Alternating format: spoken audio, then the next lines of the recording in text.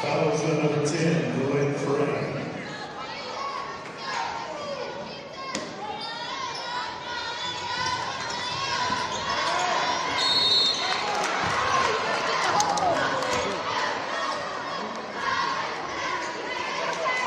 Foul number 23, Zoe West, first baseman.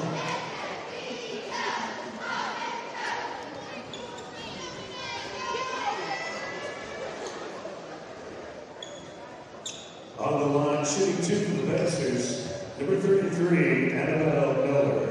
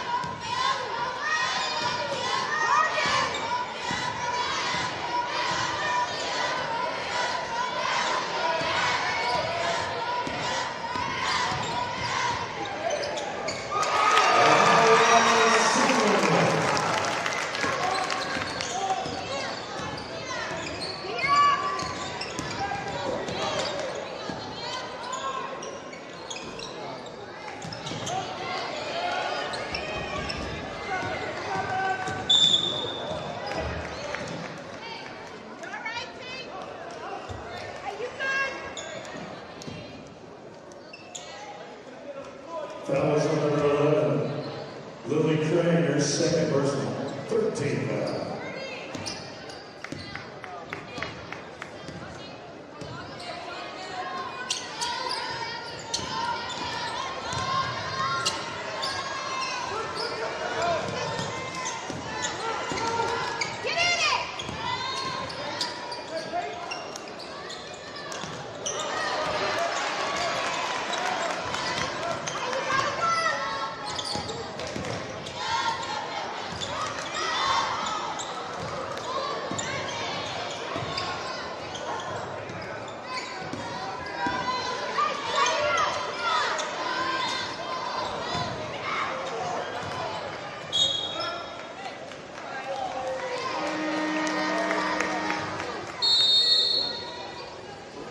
Checking into the passes, number 14, Gracie Combrick.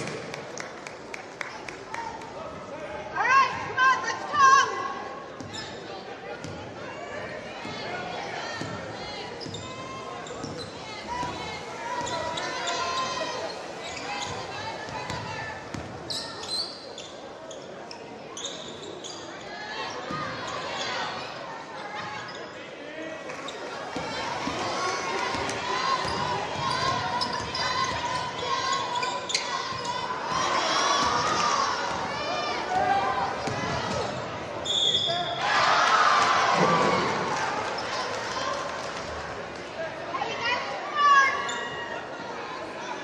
Fouls number 33, Annabelle Miller, first personal.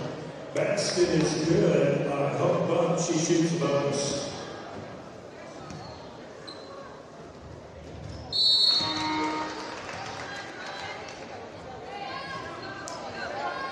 Checking into the sandouts, number 4, Rebecca Garrison.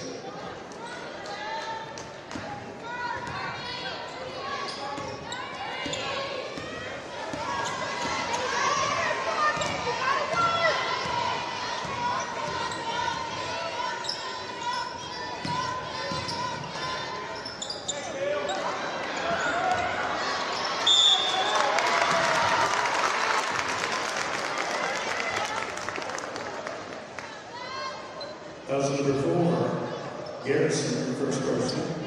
Shooting 2 for the Masters, Annabelle Miller.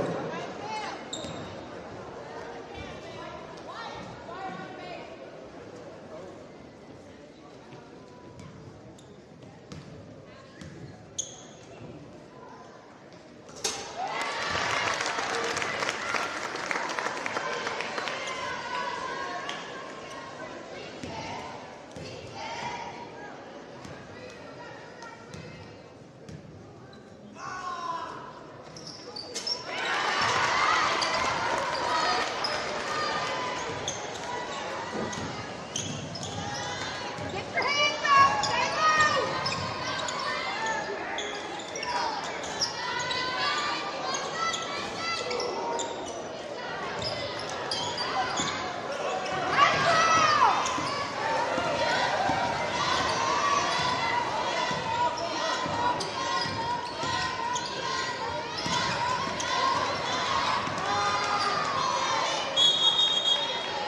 Jump ball, Pacer basketball.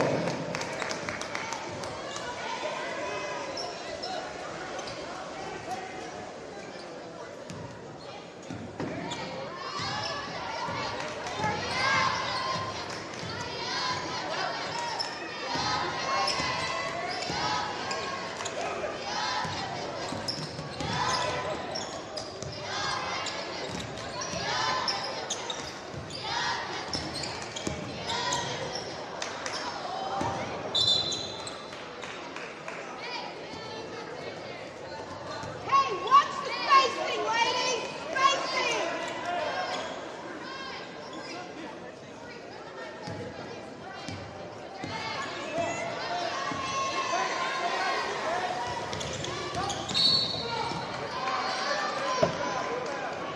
Come on, be smart.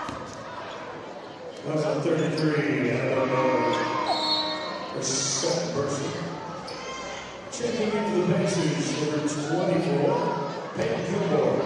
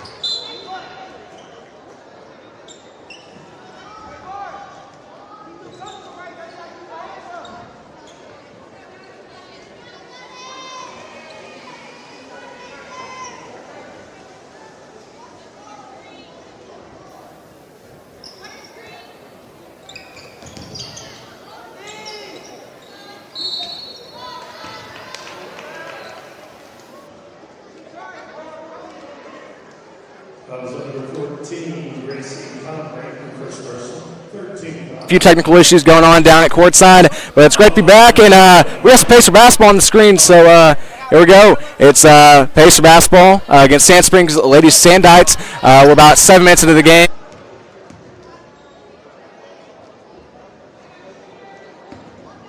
Over the Sandites, so it's sure to be a good game here tonight.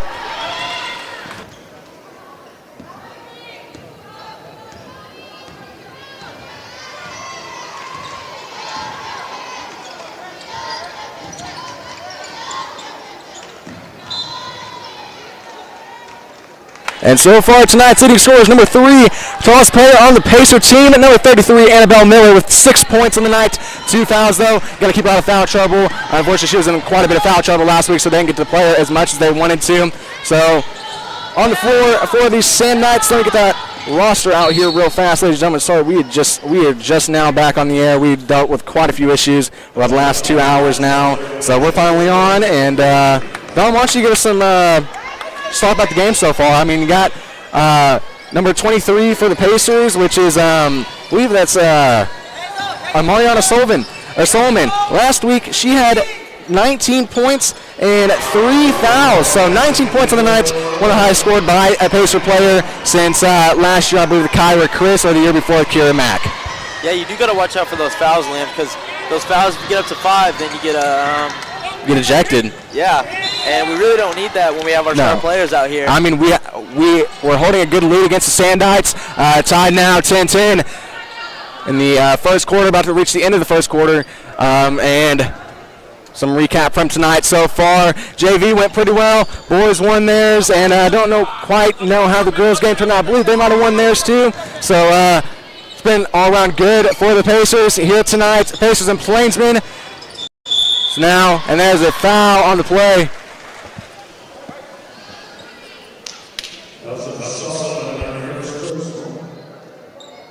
Shooting 2 for the Sandites, number 1.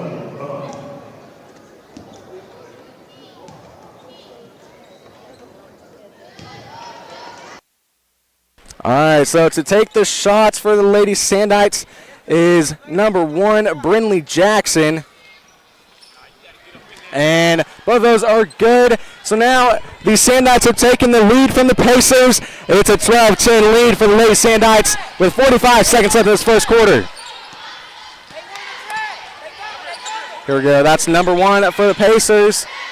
Number 1 for the Pacers. Liam, because we really want to take the lead into the second quarter here. Yeah, we definitely do. And you want to escalate off of that and go into halftime with the lead as well. So last week, the Pacers played the Lady Sandites, not the Lady Sandites, they played the Lady Pioneers for Stillwater, and that score went as 13-13 tie after the first, and then the Pacers scored 8, and the Pioneers scored 10 in the second quarter, so that went into half with a 21-23 deficit by 2 points, and then Pacers held the Lady Pioneers to 0 points in the third quarter, and Pacers scored 10, and then they ultimately pulled away in the fourth quarter with 9 points, ultimately winning the game 40-27 in a dominant opening win. So shooting free throws for the Pacers is number 24, Peyton Kilborn. So here we go for the Lady Sandites. That is number 1, Jackson, and the pass is number 11, and that shot's up. No good, and that's going to go out of bounds. That's going to be Pacer basketball. Down by 1 with 20.5 seconds left here in this first period.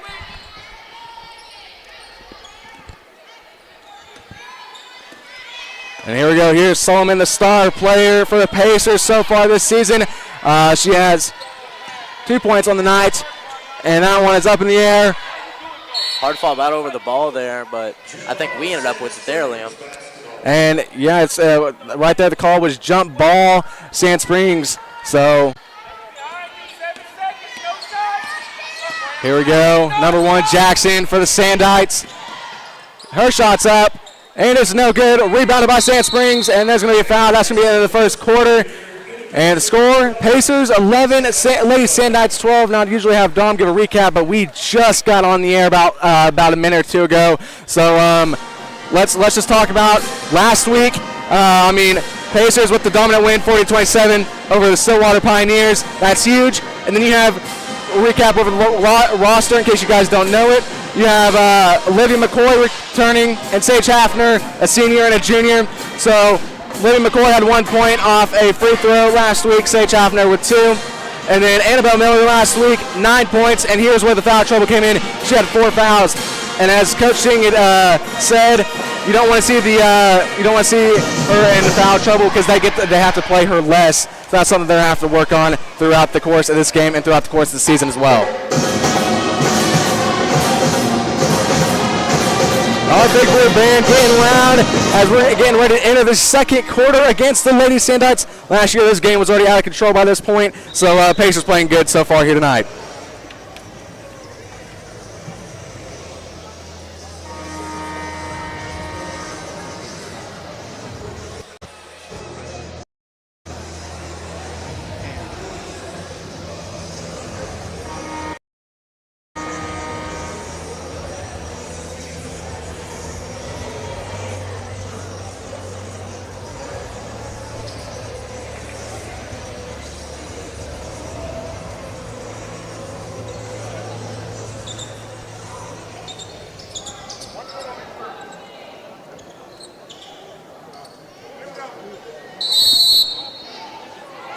And here we go. This is the start of the second quarter, and the Pacers are going to start with it. Solomon dribbling up the court for the Pacers. And it's going to be travel on the Pacers. It'll be Sand Springs ball. They really kind of gave her a tough decision there. It was a pass almost deflected back to them. I mean, the press is obviously very apparent here tonight from the Sandites. And that shot's up for 3.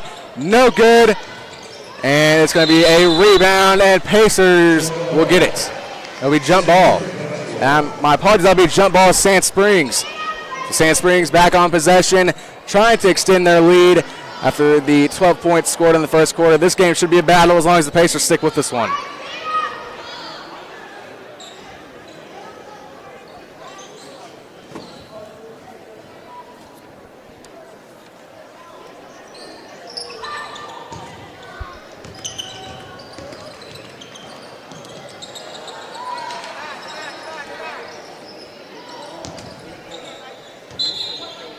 That one's out of bounds. It'll be Pacer basketball. Ladies and gentlemen, as I just mentioned before, again, it took us quite a bit to get on air. So just stay with us as we're trying to keep up pace here. It's been a little bit. It's actually been, I think, let me see. I did the math the other day. It's been about 300 days since we've done commentary for Pacer basketball. What a long time that's been. But it's great to be back. And after a tough football season, it's great to be back and watch the Pacers and play some basketball and see the Pacers perform very, very well compared to the last 2 seasons. Last year going 8-16, the year before also going 8-16. Last year getting eliminated in regionals by our rivals, the Ponca City Wildcats. And this shot is up, and it's good. Pacers tie the game back up, looking to take the lead. And that shot was good by number 24, Peyton Kilborn. That's her second points of the night.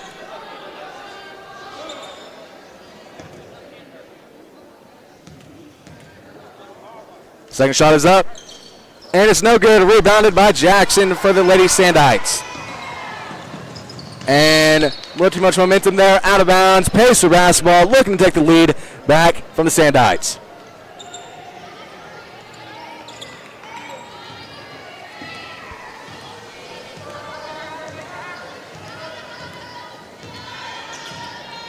So here we go, Solomon going up court for the Pacers.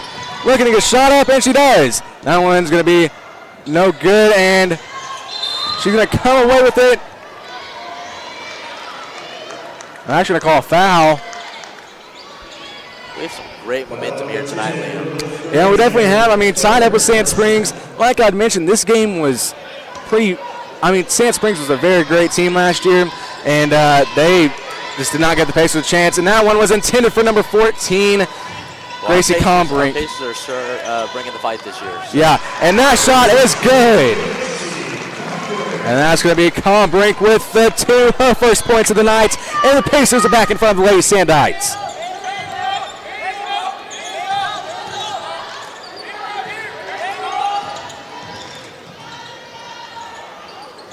That one's up, and the Sandites are going to tie this one back up. Solomon now going up court again for the Pacers. That shot's good. Was open for three, maybe thought about it. That one's going to be Calm Brink, and that shot's going to be up.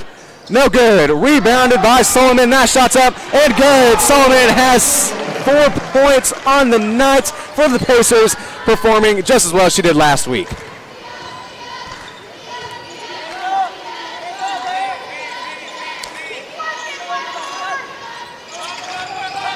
Last time the Pacers started 1-0, it's been at least 10 years, and last time they beat Stillwater was about, I believe, 7 years ago. That shot's up.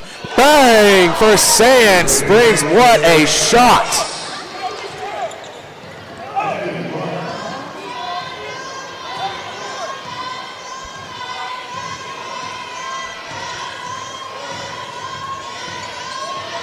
And no shot clock in Oklahoma High School basketball. As I've touched on this topic plenty of times before in the last few years, it's going to be jump ball. And it's going to be Pacer basketball. So, as I touched on, no shot clock in Oklahoma High School basketball. I disagree with that. We need to have a shot clock because the teams get possessions like that where they can just play keep away for quite a bit. That shot's up by Combrink, no good. And they're going to let it go out of bounds. It'll be Lady Sandite ball.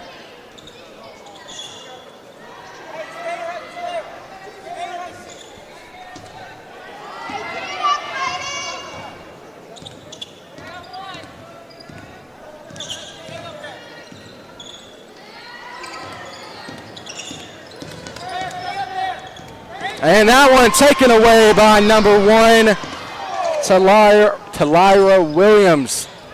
And that shot's up. No good. Rebounded by the Lady Sandites. And Pacers might come away with this one. That's going to be another jump ball. And it's going to be a Lady Sandite ball.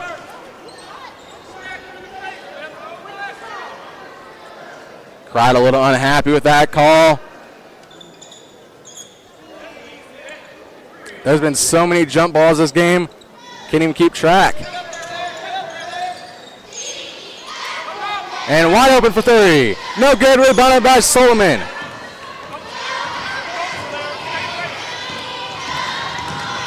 And here we go. That one's up. And it's going to be a foul on the Lady Sandites. Pacers are going to take a trip to the line, looking to take this lead back from the Lady Sandites.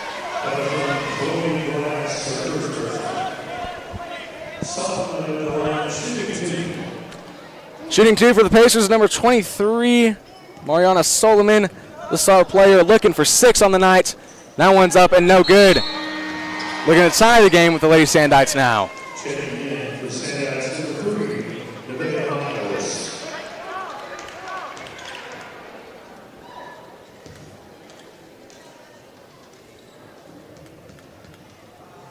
Second shot is up. And it's good. The Pacers tie the game back up with the Sandites. It's going to be a very back-and-forth game. As I had said, Dom, it's going to be a very back-and-forth game. I think this one will come down to the wire coming up in the fourth quarter. It's going to be a really great game, Liam. We did really good against Stillwater, and if we just play as good as we did then, we're going to get we're going to get the win here tonight and go 2-0 on the season as the Pacers take their first away game trip to Jinx. And that shot is good by the Sandites, and they will reclaim the lead. It's been very back and forth here with the lead takes by both teams.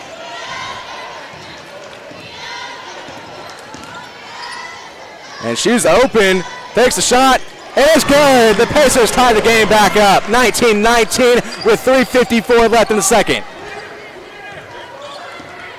And that is Peyton Kilborn with 4 points on the night.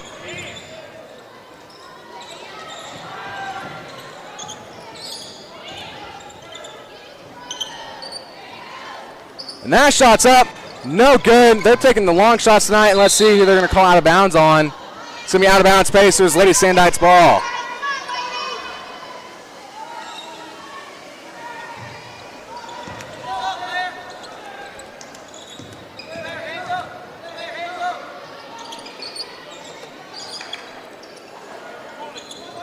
Here we go, number 11 for the Lady Sandites. That one's taken away by Peyton Kilborn. And that's out of bounds. Let's see what they call it on. That's going to be out of bounds. Lady Sandites and Olivia McCoy to throw in for the Pacers.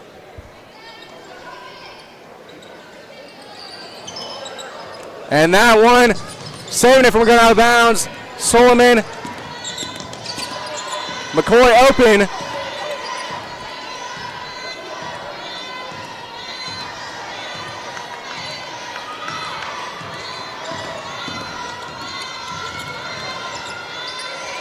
And here we go. That's going to be jump ball once again. And it's going to be Pacer basketball this time.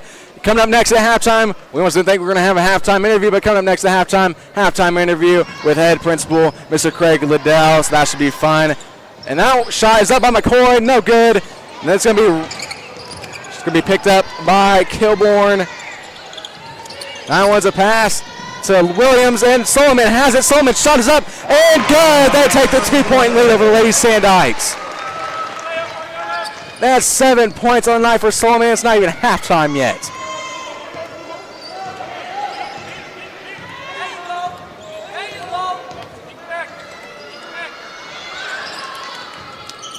That shot's up and good. Sandites side of the game once again. It's been very back and forth. It's been almost the whole game. It's been very back and forth. So now we're sitting at a 21-21 tie. Solomon with the pass to Kilborn. Kilborn shot is up. No good. And she almost got her own rebound there. And Sand Springs moving up court with the ball now.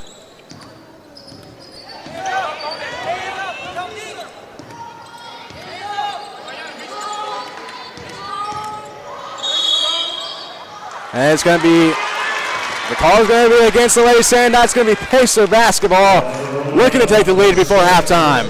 That is 4 fouls on the night for the Lady Sandites, 0 fouls for the Pacers. The Pacers able to keep the foul trouble under control so far here in the first half.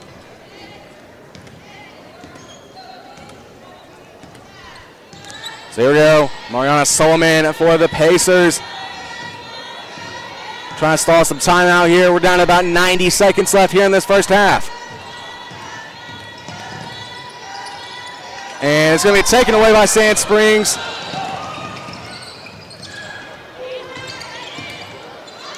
Sand Springs playing very aggressive. That shot's up. No good. It had the distance. So here we go. Solomon once again. Less than 70 seconds now for the Pacers.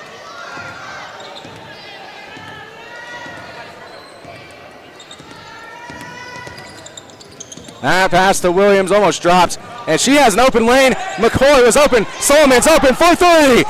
No good. Almost in. Just rolled right out.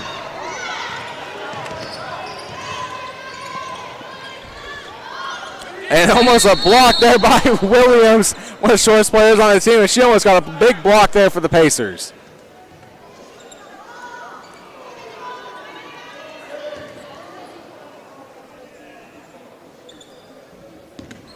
Subbing in for number 14, Gracie Combrink, is number 4, senior Sage Hafner.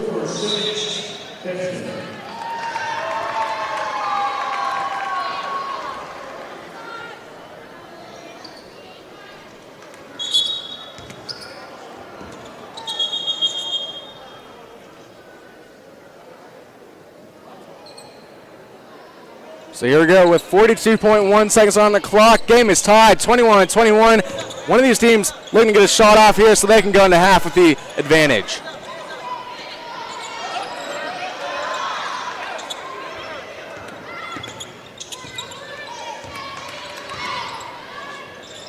And that was a big pass, open for 3. Shot is up, no good. Travel on the Sandites. Pacer basketball looking for one more possession before the end of the first half. You know how great it would be, Liam, to go into the halftime in the lead right here? Yeah, it'd be great, but it doesn't matter if we're up or down. We were down by 1 last week at Sand Springs. We came out swinging in the third quarter, held Stillwater to 0 points on the third quarter, and that's a wide open shot for Sand Springs, and it's good. And the clock's going to keep running. And here we go. Solomon's going to look to get one more shot off, and she is shoved out of bounds very aggressively with 0.6 of a second left on the clock.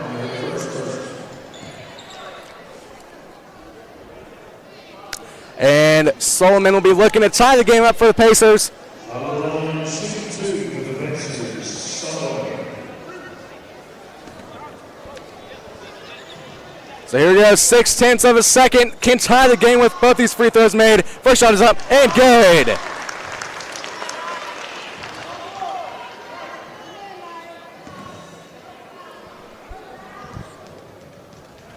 And here we go, second shot is up. And that one is no good. Rebound by Sand Springs. And that's going to do it for the first half. Ladies and gentlemen, score right now, 22-23. Pacers down by 1, just like last week. And we saw how that turned out. So Dom, give us a recap of what you've seen on the first half so far. Well, on the first half, Liam, I've seen some hard-fought battles back and forth with the ball. But in the end, we're still scoring on them back and forth on the court. We're still fighting, and we still have a lot of effort out there tonight. And we're going to keep bringing it and keep bringing it. Just like last week with Stillwater, we kept bringing it, We may have been down by 1 point at halftime, but we still won the game. Greatly said there. I mean, we're going to see what Pacers can do. They were down by 1 last week when they faced the Stillwater Pioneers at halftime. It was 21-23. Let me make sure I got that right. No, it's down by 2. So we're down by 1 tonight. So let's see what Pacers are going to do in the third quarter. Once we come back here on EPS TV, it's going to come next. Halftime interview with Mr. Craig Liddell. We'll see you then. I'm Liam Furlong alongside Dominic Harmon, and we'll see you in just a few for the Mr. Liddell interview.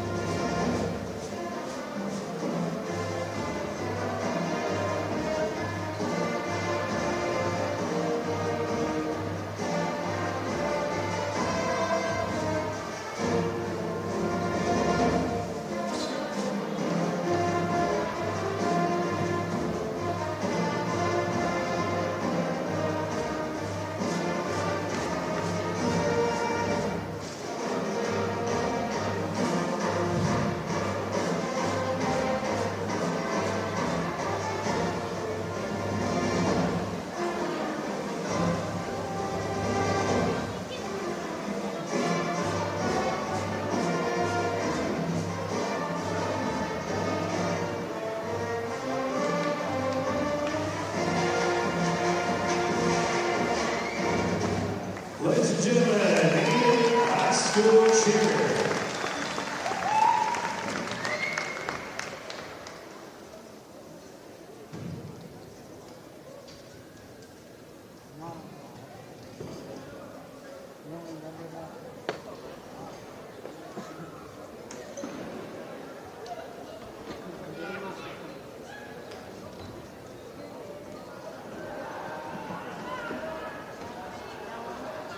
Ladies and gentlemen, welcome courtside to the Pacer Basketball Halftime Show. I'm joined by Mr. Craig Liddell, EHS Head Principal. So, Mr. Liddell, it's been a long time. Well, I mean long time. It's been about a month since since we jumped on air together. So, why don't you tell us some things about EHS that have been going on? Things are rocking, Liam. We're really good. You know, first of all, great game tonight. Pacers varsity down a point to Sandites. But, heck of a game. Sand Springs are good. I know they smoked us here last year, so it's really nice to bounce back and be right in the game competitive. Fancy us to finish strong. So props to our basketball girls getting our season off to a really good start, and excited for the boys game as well. Set to where band are about to play over us, so it's going to be loud, Liam, but we're going to try. Yeah, well, we'll get there. We're going to try. And at that point, we're set to where, things are really good around campus. Coming back off a Thanksgiving break, it feels like everybody's fresh, ready to finish the last couple of, 3 weeks that we've got, 2.5 weeks now. And we're rocking. I thought we had a really cool deal since we spoke at the More Football game. thought we had an amazing deal when we gave all of our all of our 8th graders who came up through our juniors all took a version of the ACT. So we had our 8th and 9th take the 8th and 9th pre-ACT, where the 10th graders take the ACT, the pre-ACT, and where our juniors take the practice ACT because they take the big deal in April. So just to get everybody ready and keep playing by it, so much comes down to that one test score, and we need our students to be playing the game that they're going, or practicing the game that they're going to actually play on game day. So that was a really cool piece. And then just we're gearing up. A lot of really neat things. If we work backwards, the 20th is our last day of the semester. We've got our finals week that week, but that 20th in the afternoon will be our Christmas assembly that we always have.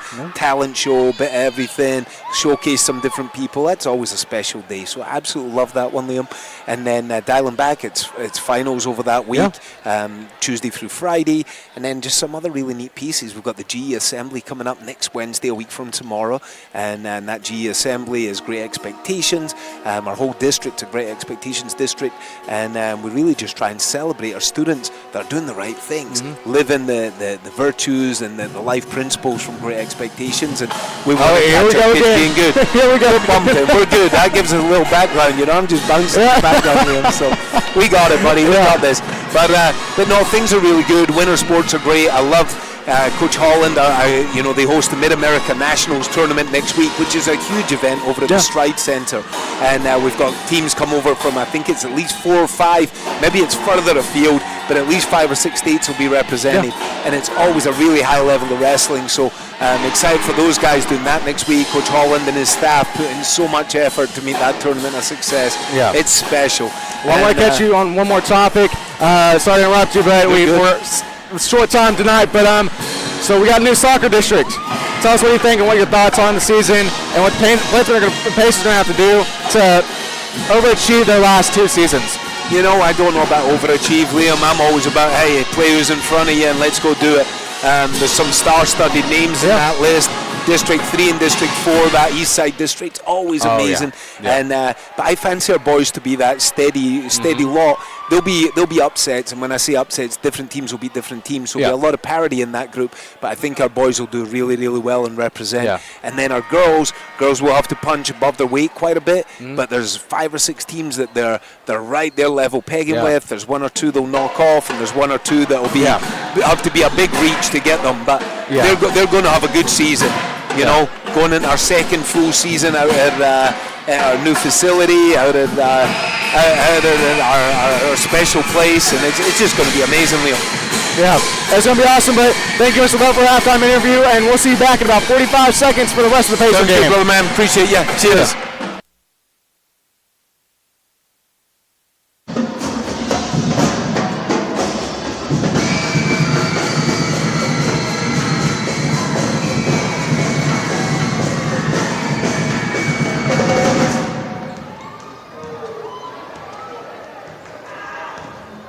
Thank you, Mr. Liddell, for the halftime interview. We're about down to about 15 seconds on the clock. So here we go. Pacers going to start the second half down by 1. See what they're going to be able to do here and see if they can get the upset win like they did over the Lady Pioneers last week. And talk about some great games last Monday. I mean, we had some of the greatest games played here at our competition gymnasium probably last week. And I want to talk about that so bad right now. But we're going to wait till the boys' game so I can talk all about it then. So also, something that popped up, our former color commentator for girls basketball, Hayden Clark, sent me something the other day. Yesterday was exactly 2 years since the Ponca City buzzer beater game winner. That was a huge one, and it was an awesome game. I loved it, and but never thought I'd ever say this, but I believe that I think the game last Monday that I'm going to talk about coming up next, it might have been better than that one. So I don't quite know there. I want to save it as a surprise. Unfortunately, I had half court ready this week, and I was going to send it to the teacher through email so he could get on the computer. And we just didn't have time. We hit the ground rolling as soon as we got in here, and we've been working on the commentary stuff for about 2 hours when we finally got it back up. So here we go. Great defense by the Pacers, and they're going to call a shooting foul on that one. Triple coverage by the Pacers. Interesting decision, but ultimately it comes up not successful.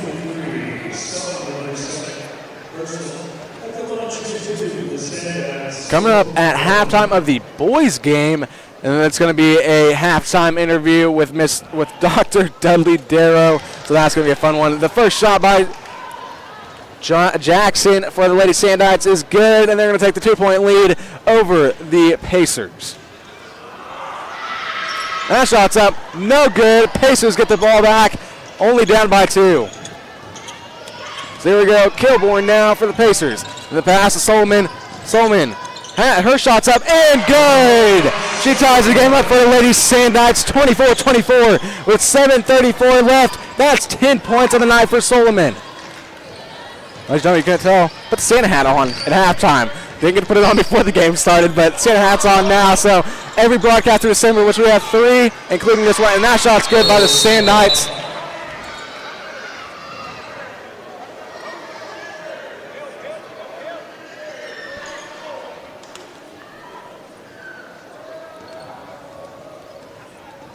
Ladies and gentlemen, we have an injury on the court. We'll be right back when Pacer basketball resumes. Do I stay on half court?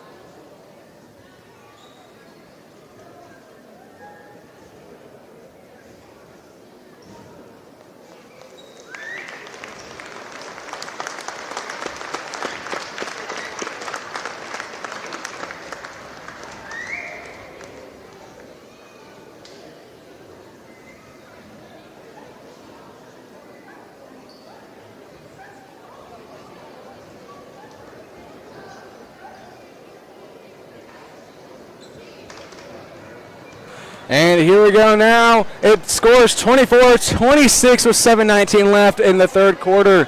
This one could come down to the wire. Maybe see some overtime.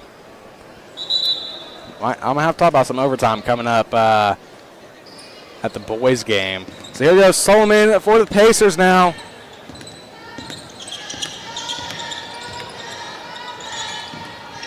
To Williams, back to Solomon.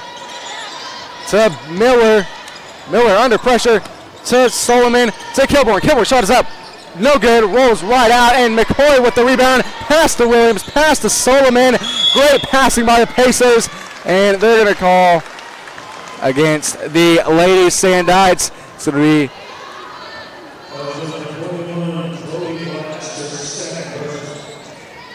number 21, Chloe Glass for the Lady Sandites with the foul. And now to Miller. Miller shot is up. Too much strength on that one. No good. And the foul is going to come against Miller once again. So that puts her at, it's going to put her at 3 fouls on the night. She had 4 last game. She's got to be very careful here.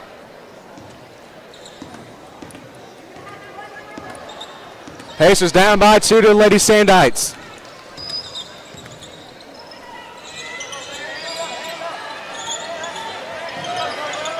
And left the player open, and that's going to be a 4-point lead for the Sandites, maybe the largest one of the night. So here goes Solomon now. That gets some points on the board. Here we go, Miller to Williams. Back to Solomon.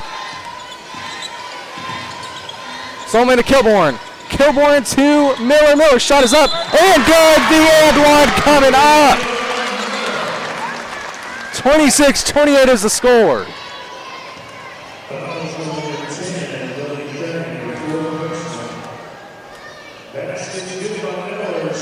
And the boys are in the tunnel now. The Planesmen getting ready to take the court in 2 quarters in about 13 minutes for the Planesmen versus the Sandites.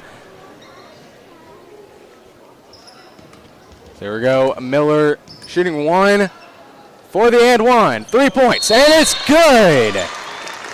That is 9 points on the night for Annabelle Miller.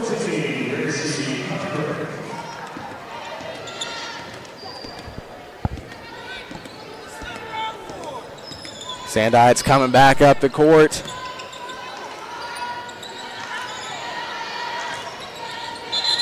And that's going to be out of bounds. Ladies Sandites, it's Pacer basketball. Solomon now moving up court. Taking her time. Less than 6 minutes to go now. To Williams. To McCoy. Back to Williams. Back to McCoy. McCoy's shot is up. No good. And the Pacers got it back. Now shot's up. And good by Solomon. Her 12th points of the night. And the Pacers reclaim the lead from the Lady Sandites.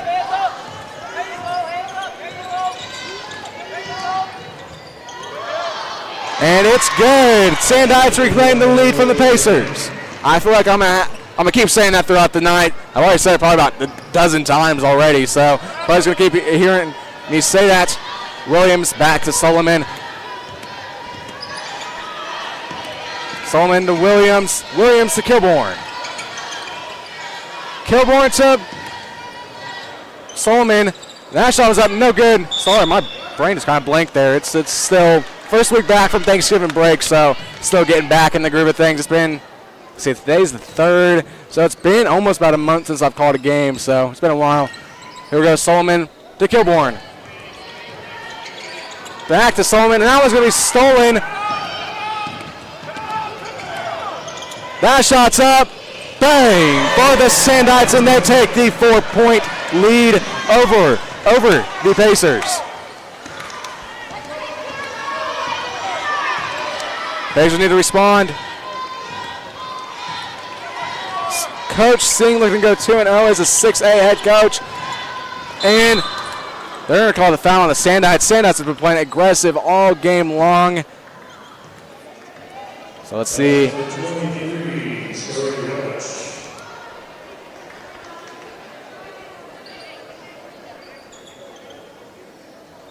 Fouls on number 23, Sayori Welch.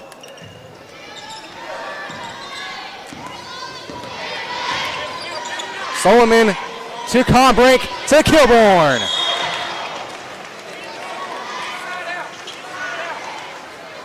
And the foul is going to be, or the call is going to be on Pacers. It's Lady Sandites ball.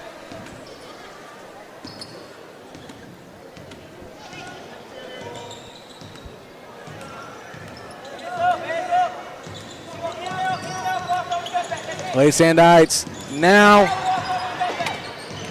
The screen there, and that one's going to be tipped. And Sand Springs going to keep it in. And there, that is a foul on the Pacers. So it'll be Sand Springs up to the line to try to extend their lead by 6.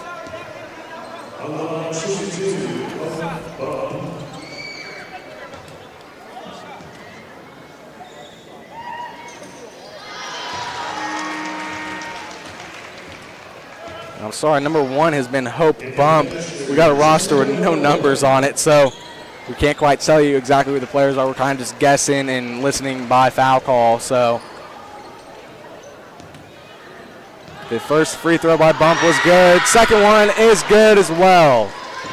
So that is going to be their largest lead of the night by 6.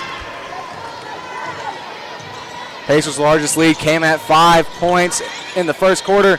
That shot to Miller. And To McCoy, that shot is up. No good.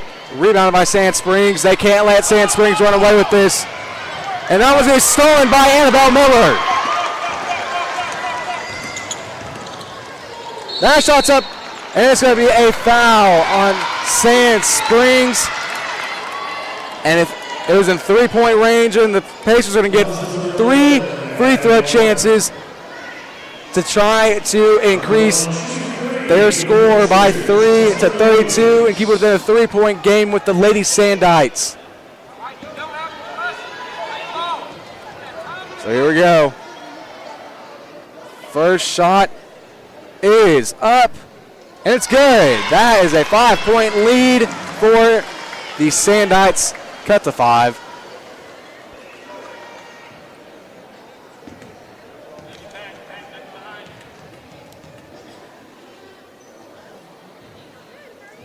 Second shot is up, and it's good. Within 4 now. As you can drain the second one, it's a 1-score possession for the Pacers. And that's going to be 4 points on the night for Talara Williams. Talyra Williams, my apologies. And the third one to go 3 for 3, and she does. We're within 3 points now. Pacers looking to reclaim the lead back from the Lady Sandites. Need to play great defense here so the Sandites don't score. That shot's up, no good, rebounded by Miller. Pass to Solomon.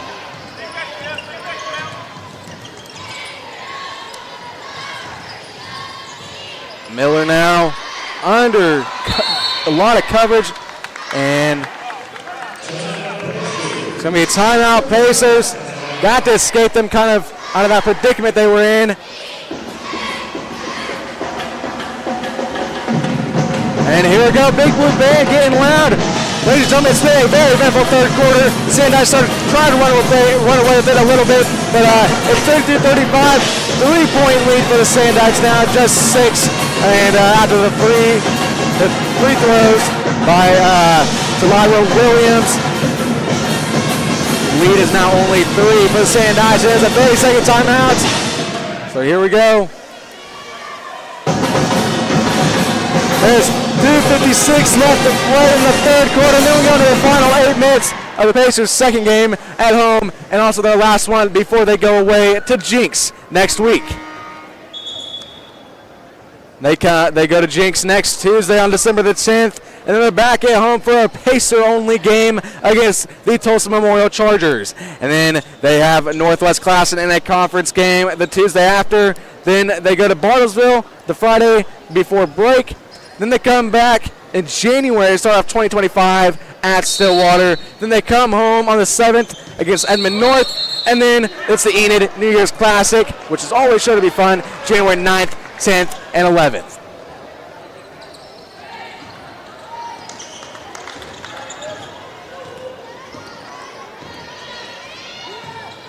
So here we go now. Sandites open from the corner, and that one just hits the backboard. And it's going to be Pacer basketball.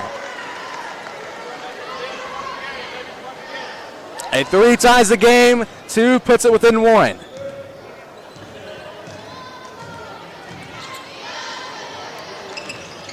Miller now to McCoy. And that one is intercepted. Need to keep up here. Don't let them score. That one's up, and it's no good. And it's out of bounds on Pacers with Sand Springs ball.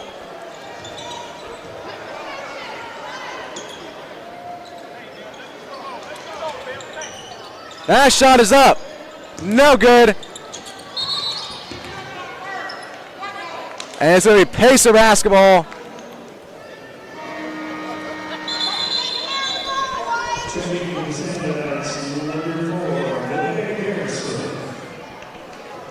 So throwing for the Pacers is Williams to Solomon now.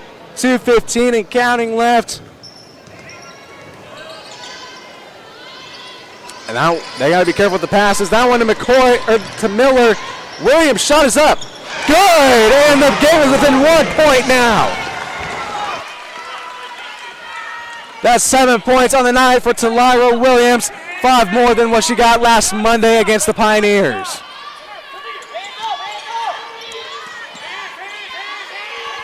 That shot is up to extend the lead. Bang! And they take it right back in their swing of things. That shot's up. Almost good as in and out.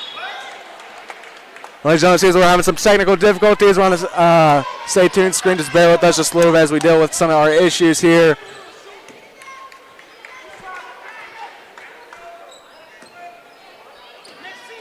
The Lady Sandites back with the ball now after that big three-pointer to extend their lead by 4.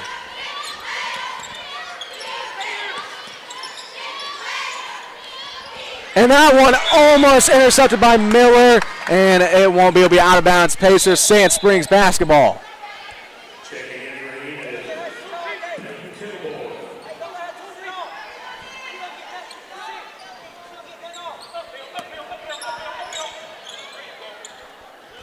That one's up, and it's a block, but they're going to call a shooting foul on the Pacers. We're on number 24, Peyton Kilborn.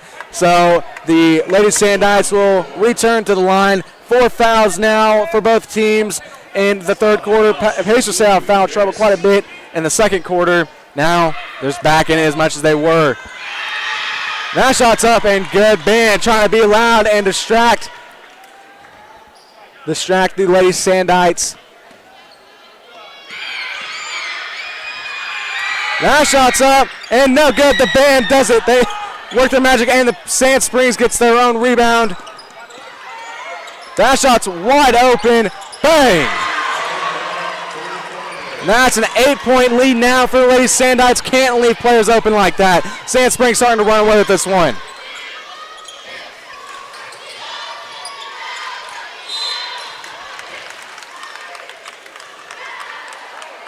Very good defense by the Sandites over here. Yeah. Very hard for our Pacers to keep up with it, but they're still in it. So there's going to be a foul on the Lady Sandites. Shooting 2 for the Pacers, number 24, Peyton Kilborn. Looking to put this game within 6 points. That one is good. We're within 7 points now, the Lady Sandites. Still plenty of time left in this basketball game. Ladies and gentlemen, we're going to try to bring you as much play-by-play coverage as we can. Don't quite know the issue going on right now, but we're going to keep talking to you, keep covering the game for you. So here we go. Sand Springs made off the court. 2 made free throws. Puts the game within 6 points. Williams on defense. And pass.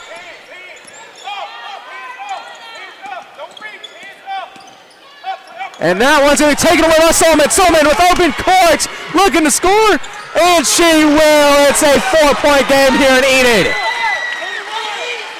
14 points on the night for Solomon. That shot's up. Bang. Wow.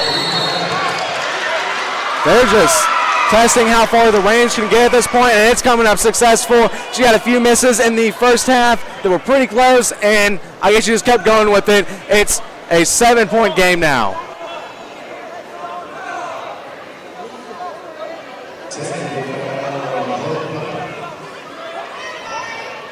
And they're calling a technical foul and Hope bump for the Lady Sandites. That's going to be 2 shots for Mariana Solomon.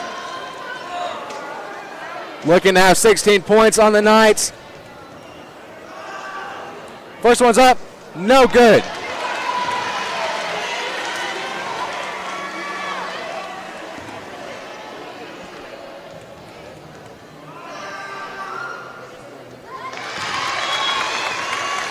So here we go, the second one is made. It's 39-45 now.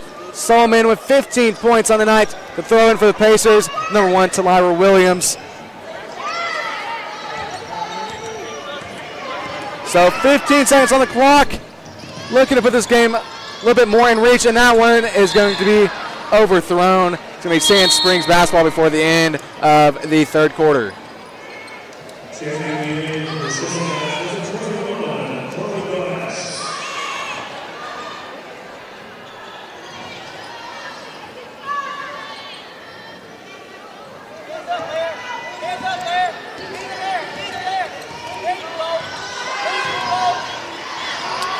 wide open. Got blocked by Kilborn and Miller with the ball. And it'll be the final score, or not final score yet. Score coming out of third quarter is 39-45. Sandites on top by 6. Pacers looking to change that. Coming up next, right after the break.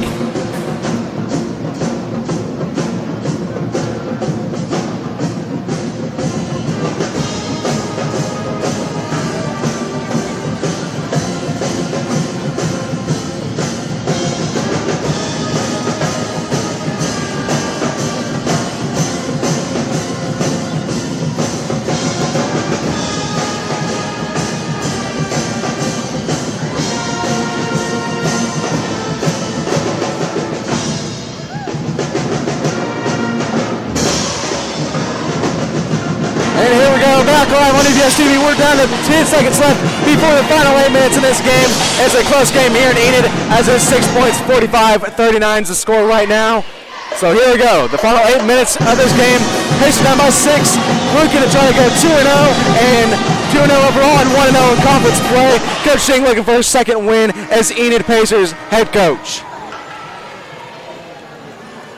Starting next week, we're going to have some coaches interviews. Can't wait to do those. It's going to be pretty fun. So putting those on the broadcast.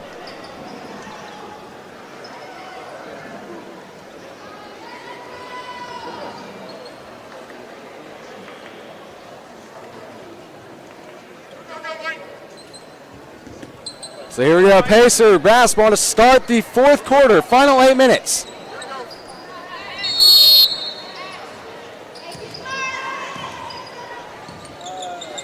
$27 points on the night for Hope Bump. What a performance. Pass to Kilborn. Kilborn to Williams. Williams shot blocked. And Miller comes away with the ball. And that's going to be backcourt on the Pacers. Not a great way to start the final 8 minutes of this game. So here we go. Last 6 minutes, or last 6 points in the game, last 7 minutes. Let me see if I can start talking properly here.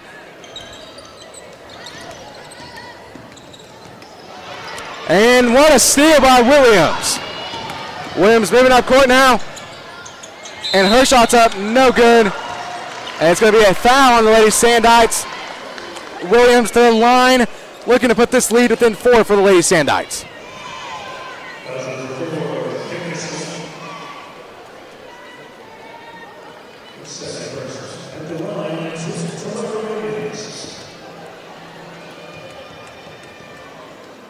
So here we go. First shot is up. And it's good. Within 5 of the Lady Sandites. That's 8 points on the night for Williams. We have a player that's already in double digits, and we have two that are getting dangerously close. Annabelle Miller with 9, and Talira Williams with 8. Looking to make it 9, and she does. 1 within 4 of the Lady Sandites.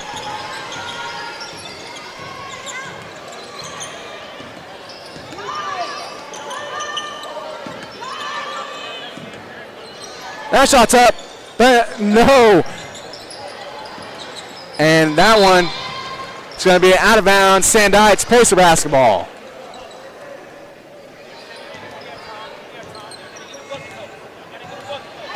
Here we go. Solomon now 6:57. McCoy open for 3. No good. Rebounded by Solomon. Solomon shows up, and she got it within 2 of the Lady Sandites.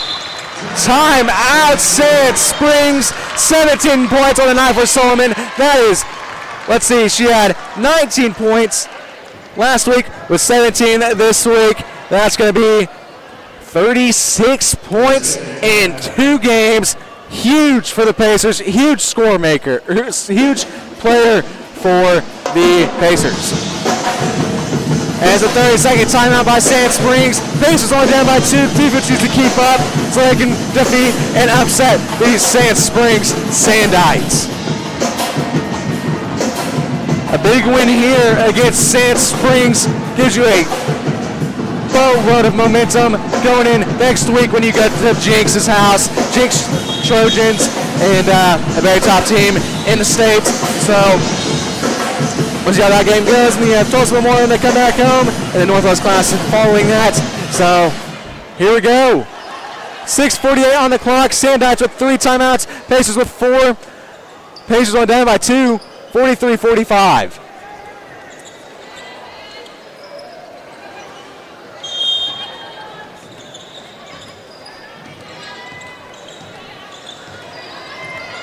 Here we go. 6:40 and counting now on the clock. They have to be careful. They can't allow any more points. That one's no good. Rebounded by Williams. A 2-pointer here ties the game.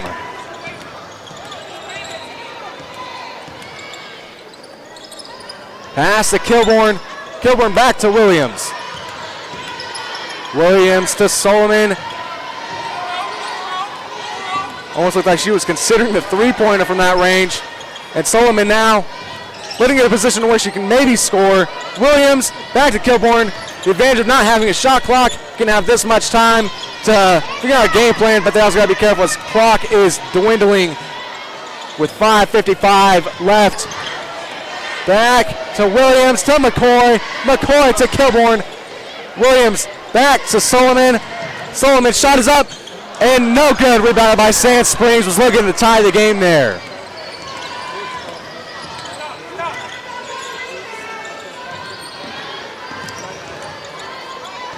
And another big stop here.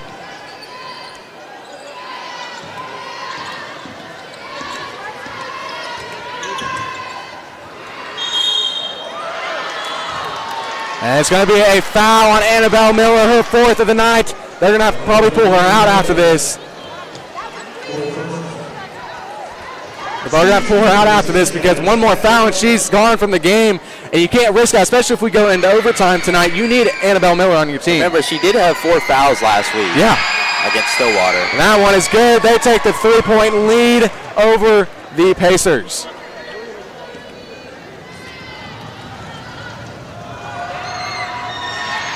Second shot's up, and it's good. Back within a 2-score game here in Enid. Solomon now, pass to Kilborn. Kilborn to Solomon. Solomon to Williams. Williams back to Solomon. And they're going to call a timeout. So a Pacer timeout. 3 left on the night for the Pacers. Going to need to talk this one over. Down by 4 now. They need to be careful here. They need to try to play some great defense, and they really need to score some points here. They can't let any missed opportunities go. There's another 30-second timeout. With 5:03 on the clock, this game, you're starting to run out of time here. You got to be careful with time management as well.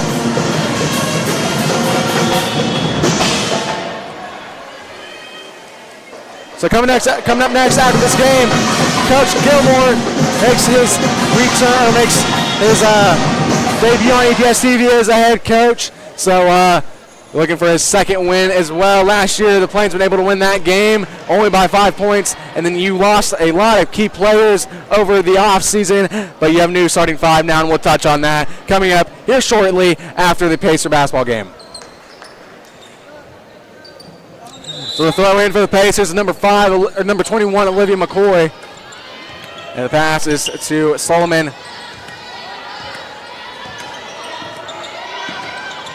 To McCoy. McCoy not able to hit one tonight, and that one's overthrown again. That's out of bounds. Pacers, that's another costly mistake you don't want to have.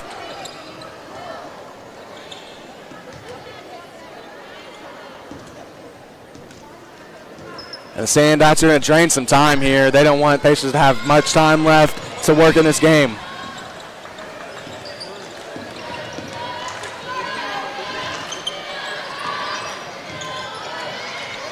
That was up and good.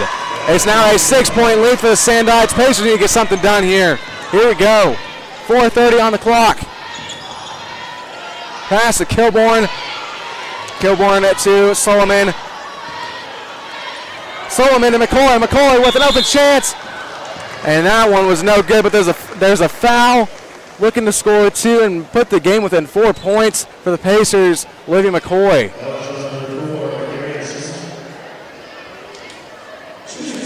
We're going to keep you updated on some scores from around the state. We're actually going to look at those in just a few, especially around our district as conference play has tipped off all over our district.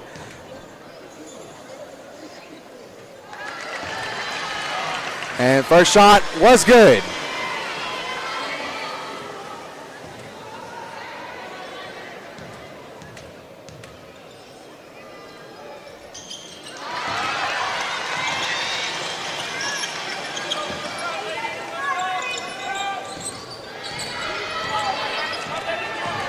So here we go, Hope bump for the Sandites now.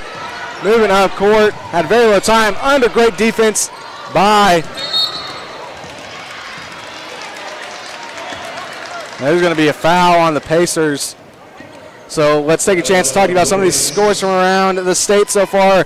In our district, Broken Arrow up over Sapulpa, 62-31.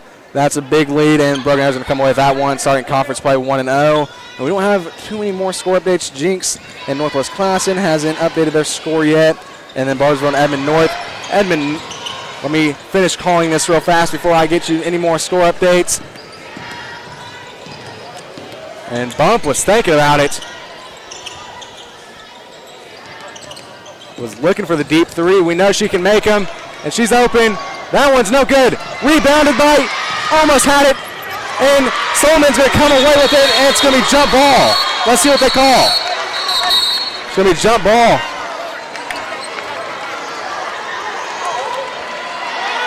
And there's going to be a foul called as well. It's going to be a foul on the Pacers.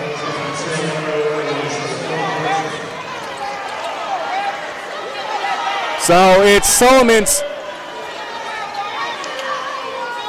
Something on Solomon. We don't quite know who the call was on, but not good. So here we go, and also Edmond North up on Barnesville only by 18. Girls basketball in Edmond North, a nationally ranked team, so that's a pretty huge upset. And we have 3 players on 4 fouls. 2 players on 4 fouls. Annabelle Miller and Talira Williams. They need to be careful about how 2 players fouled out if they keep going. That shot's up. No good. And rebounded by Kilborn. Kilborn to Williams. Williams to Solomon with 3:24 left. That one's over to McCoy. McCoy back to Solomon. To Miller now. And Kilborn, her shot's up. No good. And that's a rebound by Sand Springs. And Sand Springs is going to come away with it. Has wide open space. That shot's up. No good. Rebounded by Miller. And there's going to be a foul on the floor.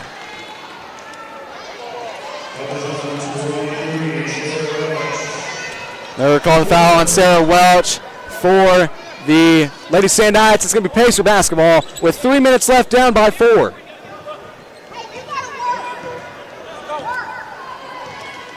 This team is working hard tonight.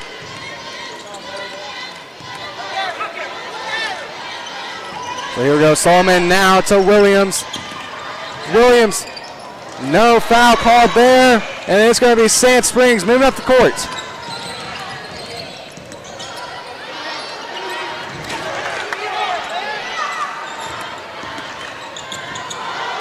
That one's up and good. That might be the dagger for the Sandites if the Pacers can't get some points on the board here. A 3 puts them right back in this, but they got to get some points on the board.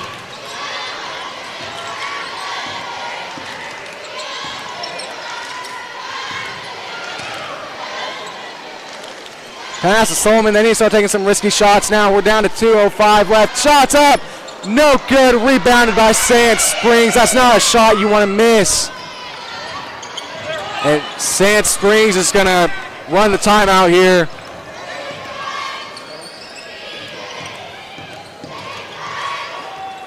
That one's up. No good. Rebounded by Miller.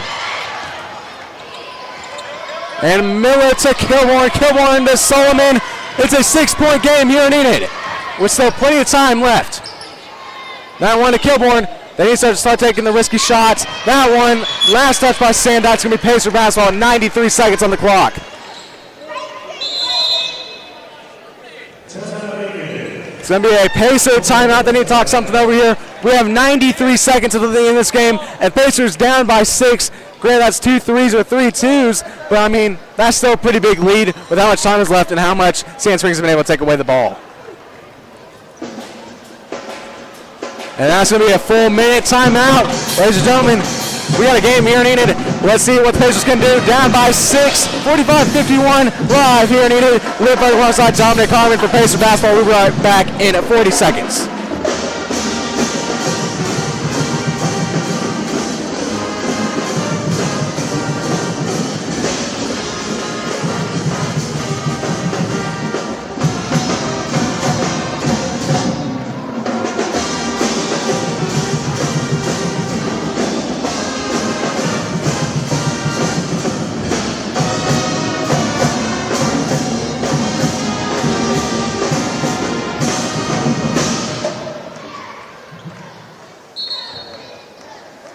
So here we go, the final minute 33 of this game. Let's see what the Pacers can do here. Let's see if they can try to tie this one up. It would be huge.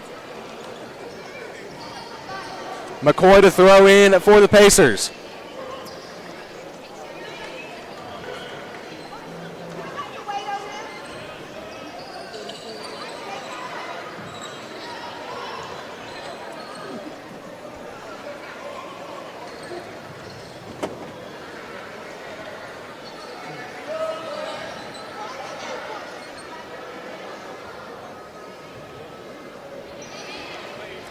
Here we go. 1:33. McCoy to throw in for the Pacers. Pacers doing with limited time here. Here's Solomon now for the Pacers.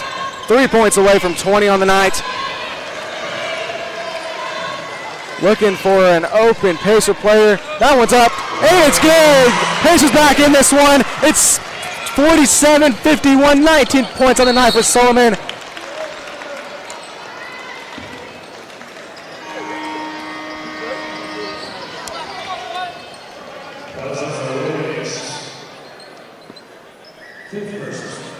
The foul's on Williams. She'll be checking out for the Pacers. I believe that'll be her time for the night, as she has hit 5 fouls. So here we go. 2 points could be it here for the Pacers if the Sandites can get it. The band needs to be extra loud now. They need to be extra loud so the Sandites can miss these points. That one's up and no good. They can only put it as a 5-point game.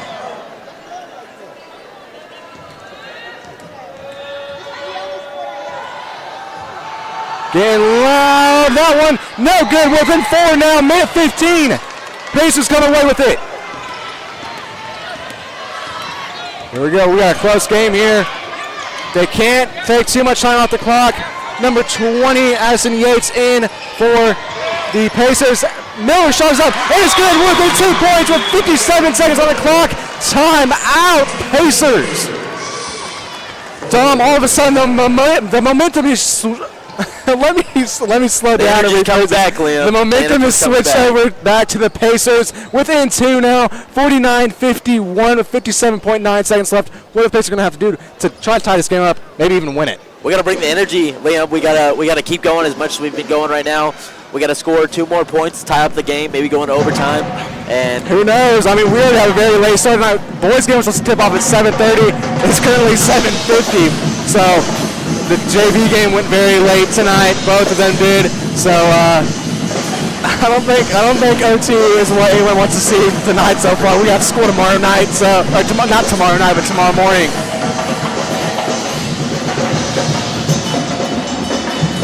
You know what? You got to look at it in a positive way. Even if somehow the Pacers can't come away with this tonight and they fall short of making the comeback, they're within 2 points on a team they lost by 29 points to last season, and even more in their second meeting. So the Pacers showing a big leap of improvement under Coach Steen. And here we go, 57.9 seconds, Sandites with 3 timeouts, Pacers with 1, 49-51. Sandites will get the ball.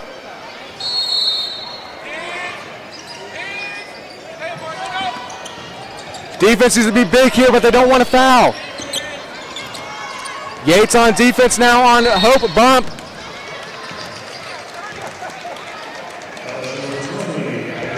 And the foul is going to be on Yates. Like we just mentioned, you don't want to foul. I mean, we're within 50.9 seconds. They can drain timeout, sure, but you're giving them more chances to score and take this lead. They need to hope for a missed free throw here. They need to hope for 2, but a missed one would still have this game in reach. And it's no good, so the game will still be within one score. Yeah. There's one. Yeah. Another missed one, and a score ties the game. That one's going to be good. So 3 points, looking to tie the game. Let's see what they're going to be able to do here. What a game to call on the EPS TV basketball season opener. That shot's up to tie the game. No good. Rebounded by Sand Springs. Almost lost it. Miller came away with it. And Miller just threw it in the air. That could have been big for the Pacers. Less than 30 seconds now. That was a wasted opportunity by the Pacers. That was a miracle we needed right there, Liam. Yeah, and just it didn't come in our favor. They're going to drain timeout. There's 15 seconds on the clock. They have to foul. They have no choice.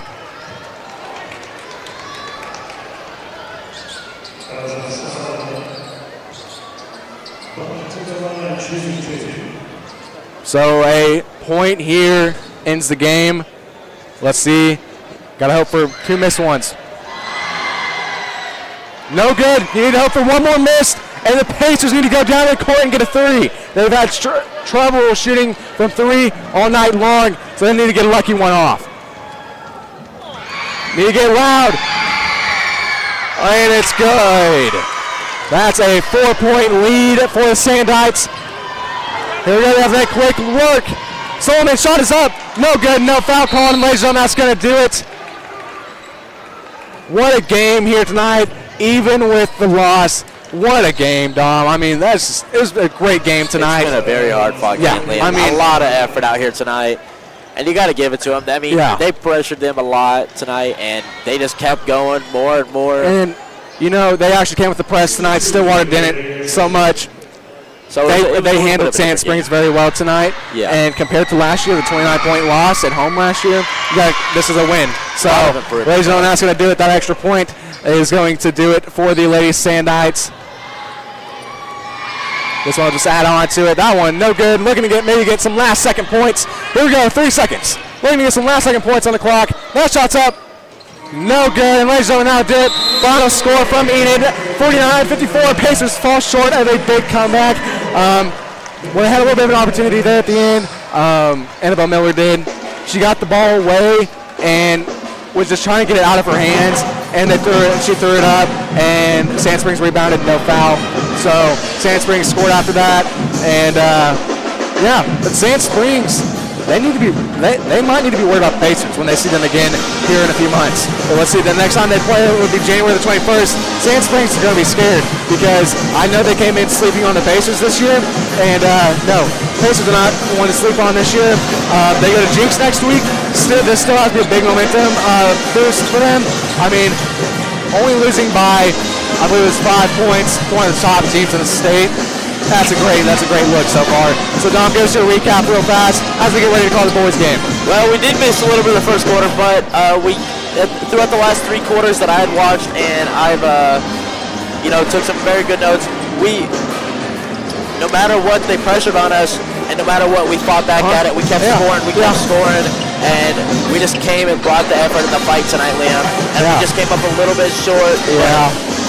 Like I said, they see us, it's going to be a different story. It's going to be a different story because we read them perfectly tonight, and we were able to kind of scare them a little bit. I don't think they were expecting that here tonight.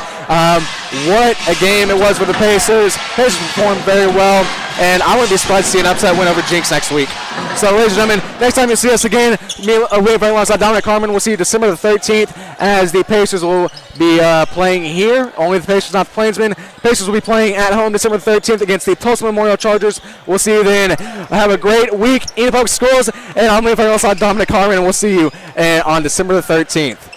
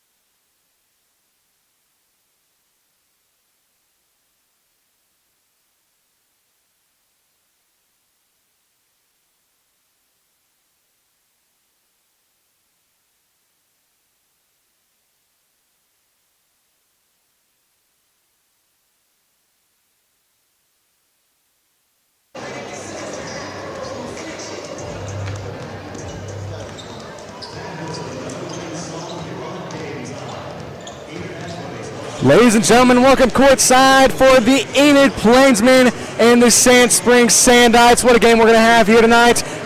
Pacers coming off a loss to the Sand Springs Sandites, 49-54. Tough loss, but Planesman looking to win here tonight. And so why don't you tell us a little bit about some numbers from last week and their big win over the Stillwater Pioneers. Absolutely. In my opinion, player of the game, Zaire Allen, 18 points. Javon Starks, 5 points.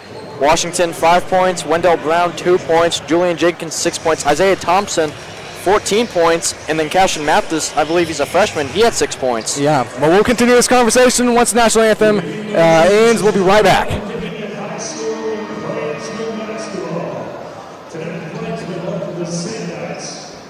Sand Springs High School.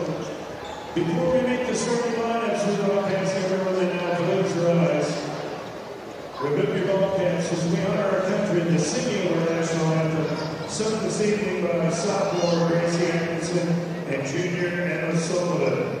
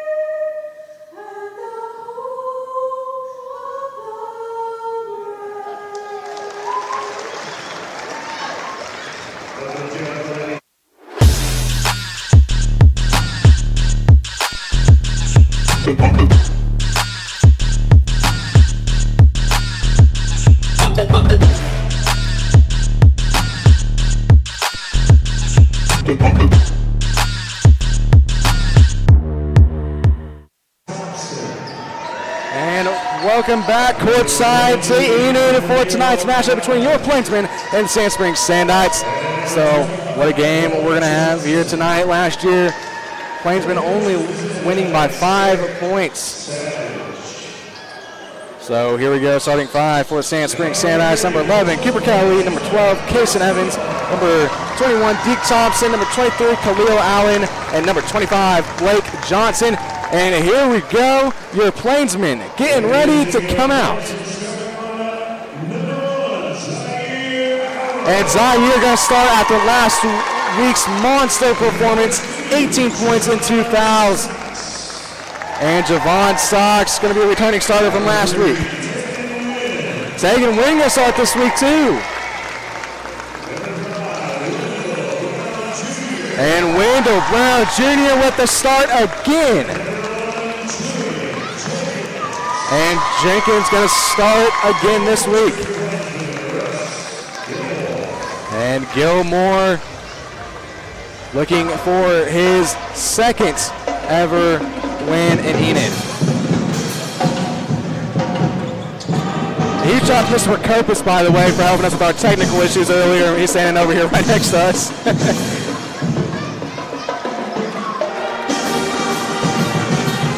So here we go.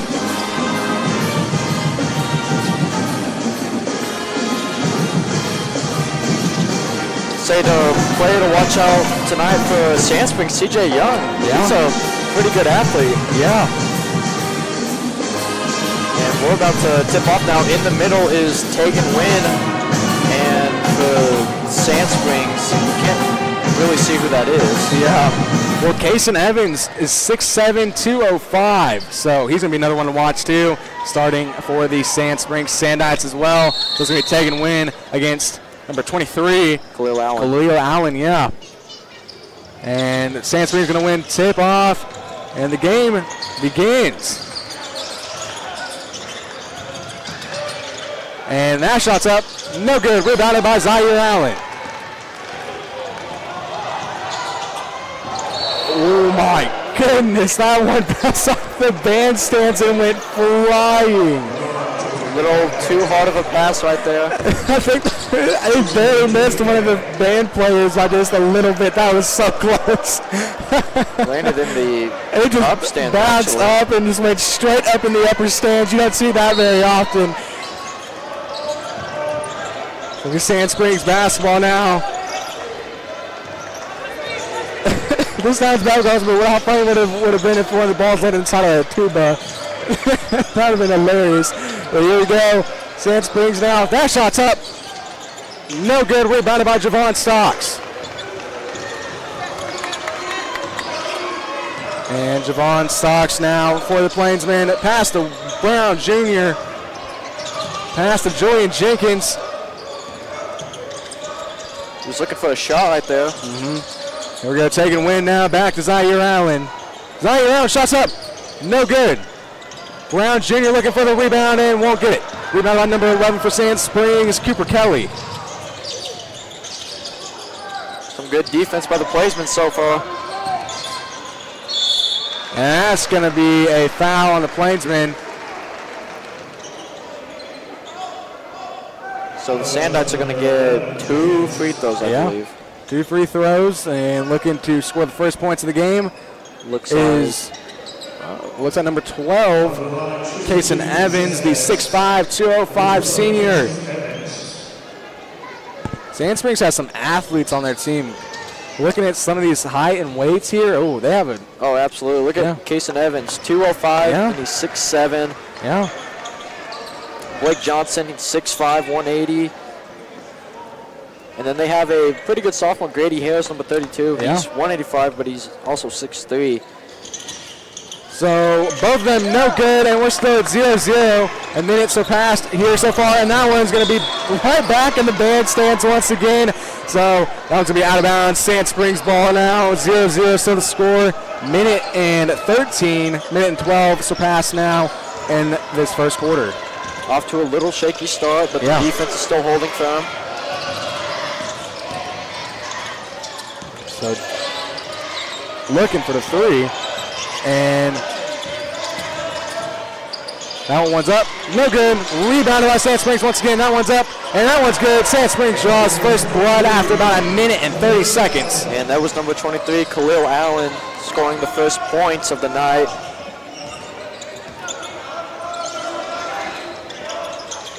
So you're going to pass to Javon to taking win. Taking win shot is up, no good. And they tried to keep it inbounds, and it's going to go right back to Sand Springs. That shot's up, and it's good. Sand Springs takes a little 4-point lead on the Planesman. Planesman did not try not let this one get too out of hand. Dig Thompson with the score. Taking win with the ball now for the Planesman. Pass to Julian Jenkins. Pass to Brown Jr. Jr. Shots up, no good. Rebounded by Cooper Kelly for the Planesman. That shot's up. Bang. Dig Thompson again. He's got 5 points now. Wow, what a performance by Thompson. Here we go, Zaire Allen now moving up the court. Pass to Taking Win. To Wendell Brown Jr. Julian Jenkins shots up. No good. Rebounded by Thompson. And there's going to be a foul on the play. Pacers and Plains both have had some troubles with some fouls tonight. That ultimately is what costed the Pacers their comeback, is some fouls on a few plays, and they ultimately lost the lead. And it looks like it's going to be Thompson shooting again. He's already got 5 points on the board. This would be 7 if he makes both. The 0 for 2 right now on the free throws.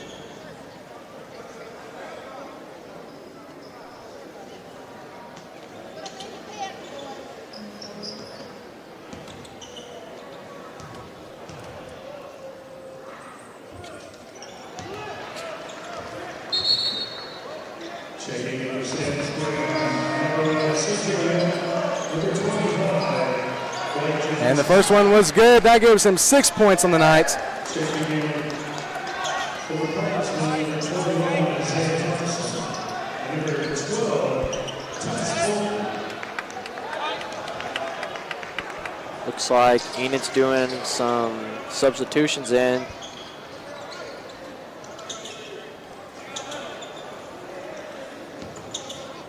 So here we go. Looking to make both. 2 for 2, 2 for 4 on the night now, and that is 7 points for Deke Thompson. Looks like number 12 Tice Fulton's in, and number 5 Wendell Brown is out now. Yeah. So Devon Sox, double coverage.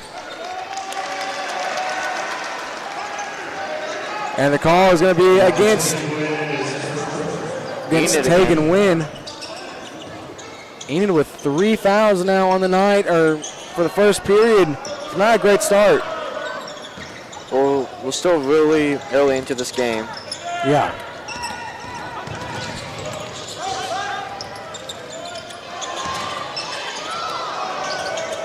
No foul on that. And that's going to be an 11-point lead for the Sandites. Fulton now with the ball for the Planesman to Javon Stocks. Back to Take and Win. And 1. And he gets the first points for Enid tonight, 2 for Take and Win, and he's going to get the shoot too. Huge shown light. He's a starter for the Planesman. He'll get the extra shot to see if they can make it a 8-point game now.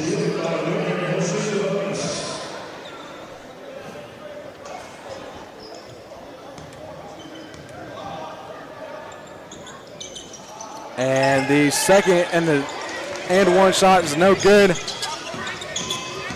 This is number 1 for Sand Springs. CJ Young pass the Kaysen to Cooper Kelly. Back to Young. It's going to be another Planesman foul. That's going to be 4 on the night. We're still very early in this game, and the Planesman getting in foul trouble already.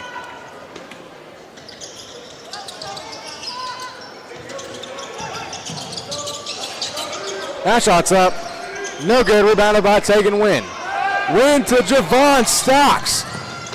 And that one's going to be blocked by Deke Thompson. And Sand Springs comes away with it. And it was a big block, but there's a foul with it. A great block by Take and Win right there. But 5 fouls already, and we're not even 5 minutes into this game yet. And usually in the last few years we haven't said this, but there is a height differential here, a big one. Well, you know, Enid lost some good players. Yeah. Trey Harris, he transferred out to El Reno. Yeah. And a guy like Jan Porter graduated. Yeah, I mean, you lost some big guys there. And the coaching change probably wasn't easy either. So checking in for the Planesmen for the first time tonight is number 4, Trevante Washington. So score right now 2-13. Planesmen down big, off to a bad start here in Enid.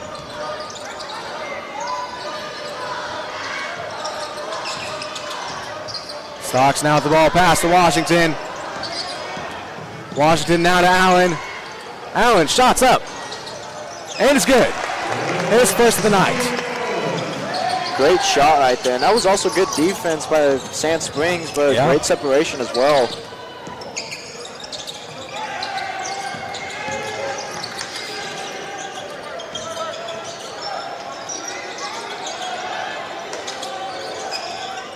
Now he's open for 3.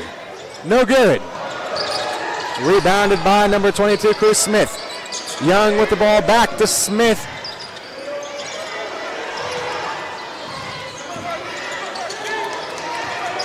Don't leave him open. Got to play great defense here. That one's up and good. Sand Springs back on a double-digit lead. Cruz Smith, his first points of the night. Yeah. It's been mainly Deke Thompson for the Sand Springs Sandites. That shot's up, no good by Washington. And almost lost one out of bounds. Deke Thompson, that shot's up, no good. Rebounded by number 23, Khalil Allen, and that one's good. That is a 13-point lead for the Sandites.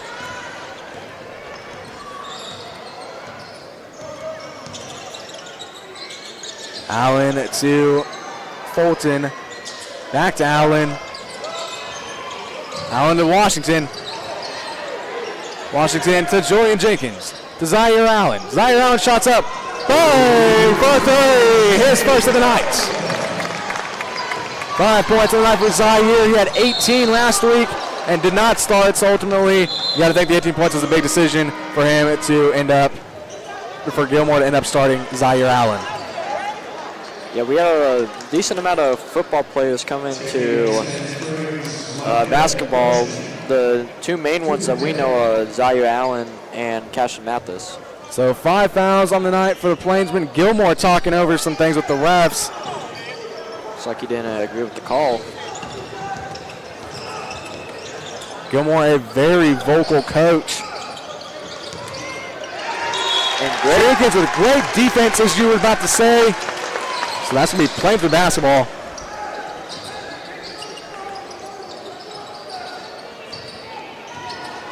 Pass up to Washington and then pass back to Stocks. Stocks now to number 13. Going for three. That shot, no good. Rebound by Stocks. Stocks with the putback. Rebound again. And it's going to be a foul on Sand Springs.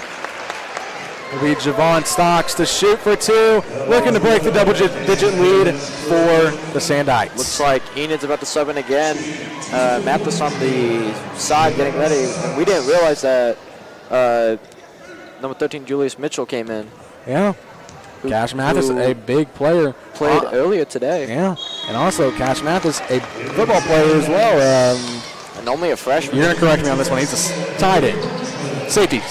He was an edge rusher, but he also played tight end. I thought there was another position he played. I can't remember. Football season's been so long. It's been so long He was ago. the third string tight end, but was a rotational player for defensive end with Lucas Sears. So Wendell Brown Jr. back in for the Plainsmen. Both shots by Javon Stocks were good, and Plainsmen starting to get to a little bit of a groove now to try to come back.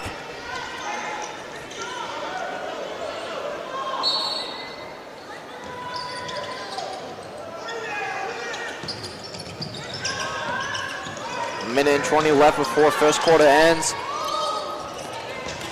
It's going to be a late night here in Enid.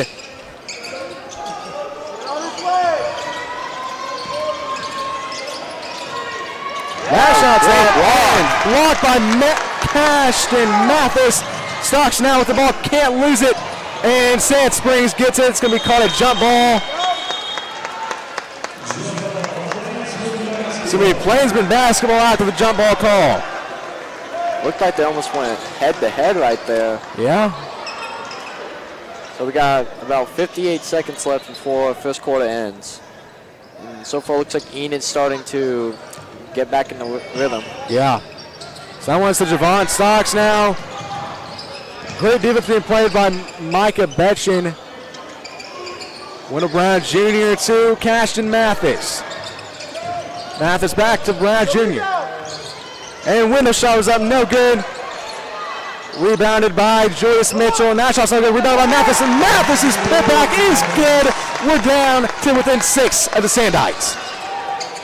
And that was out of bounds, another big turnover. Plainsman had the ball back.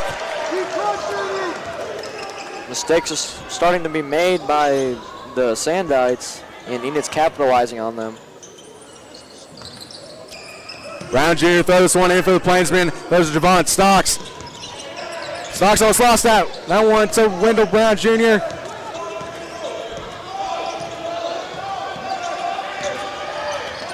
$18 seconds left in the first quarter.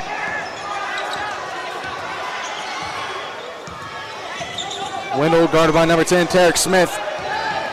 Less than 10 seconds, just draining time off the clock to Julius Mitchell, and Mitchell still has it. Foul. Foul on the Sandites. Yep. Yeah. So looks like Mitchell's going to get 2 shots, I believe. Yeah. So here we go. Looking to put this game within 4 now is. Never mind, number 5. Wendell Brown's going to throw it in. Yeah. And they got 4 seconds left to score. That shot's up. Stocks, the shot is up. No good. Rebound by Sand Springs. And at the end of the first quarter, the score is going to be Enid 11, Sand Springs 17. Closing us a little bit of a recap of the first quarter so far. You know, Enid was down big time at first, but they're starting to come back now. The fouls were troubling at first. They're starting to fix that around. Allen, he's having a good game so far. He sure is. So, how many points Allen has so far? I believe he has about 7 already. Yeah, 6, 7, yeah. So, what a good game is going to be for Allen, and what a good game is going to be in general. I mean, we started off pretty shaky at first, but now we're back in it. It's 11-17. We'll be right back after the minute break.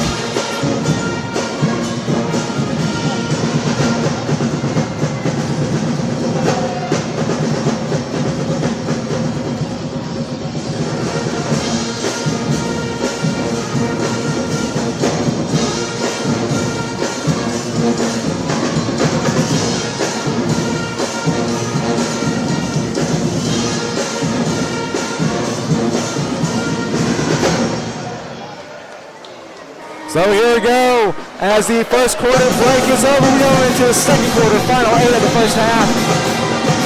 Enid was down by 13 at one point, now only down by 6. Yeah, so. Yeah, Liz over there, ref talking to us. Good officiating. Yeah, great officiating.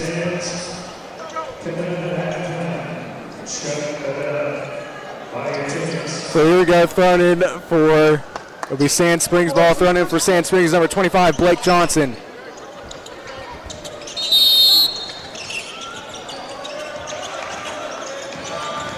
So number 11 now for the Sandites, Cooper Kelly with the pass to number 22, Cruz Smith.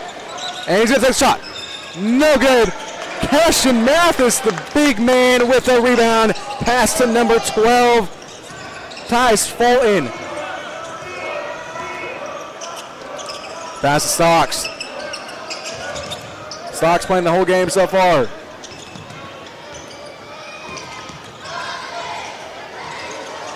Go Fulton under some great defense. Pass to Brown Jr. Looking for a little shot, trying to find an opening.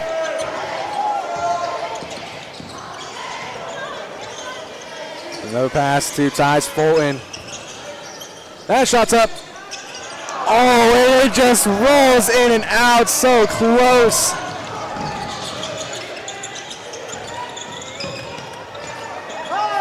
That shot's up. Bang. For 3. Number 11, Cooper Kelly, I believe that's his first points of the night. Yeah. 6:45 left in the first half. Planesman now trail by 9. There we go, Tice Fulton now. To Wendell Brown Jr. 2, Tice Fulton, not Tice Fulton, Julius Mitchell. Back to Brown Jr. To Stocks, back to Brown Jr. They're just playing keep away now from Sand Springs.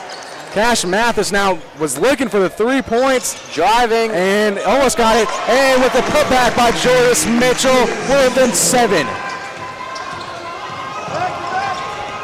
Driving down. And he got that one, almost dunked that one. That is number 23, Khalil Allen. For this game, 9-point reach.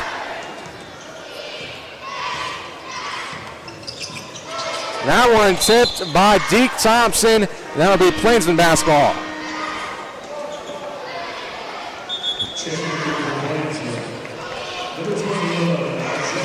Checking in for Javon Stocks is number 21, Isaiah Thompson, a starter last week against the Pioneers. Throw in for the Planesman is Wendell Brown Jr. That pass to Tice Fulton.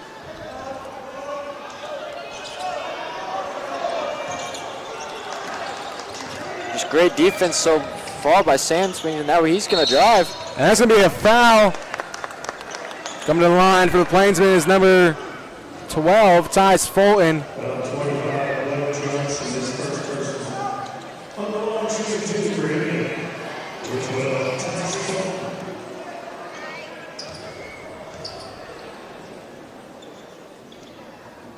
That shot's up, no good.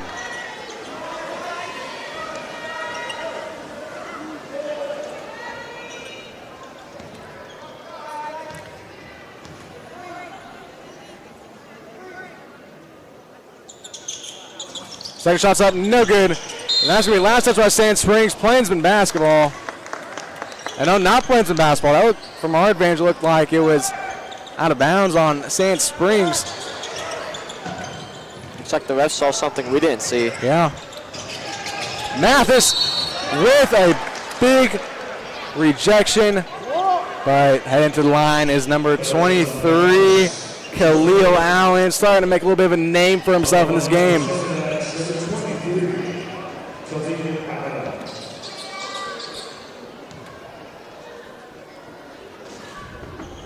And that just went up and rolled right out.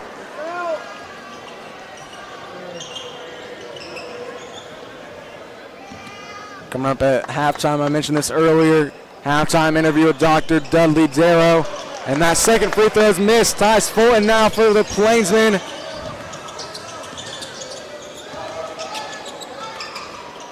Wendell Brown Jr. now with the ball to Julius Mitchell. Mitchell found Fulton.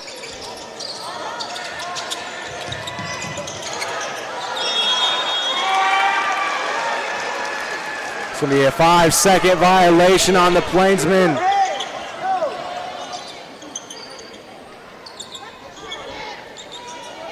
So here goes Sand Springs basketball. Number 25, Blake Johnson, to throw in for Sand Springs.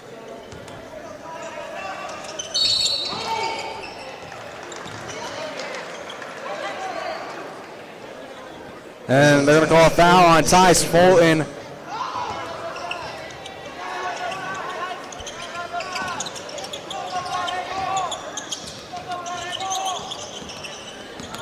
Zaire Allen getting ready to come back in for the Planesmen. That shot's up by Deke Thompson, no good. Rebound is looking for the rebound, and Deke Thompson will get the ball back. Mathis, the big man, and Khalil Allen's going to score, and that's another double-digit lead for the Sandites.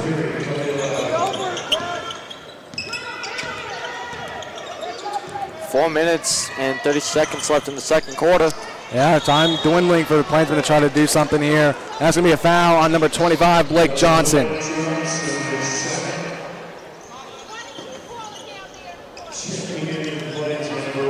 Checking in is Zaire Allen, and Tice Fulton's going to be coming out for a bit. The throw in for the Planesmen is Brown Jr.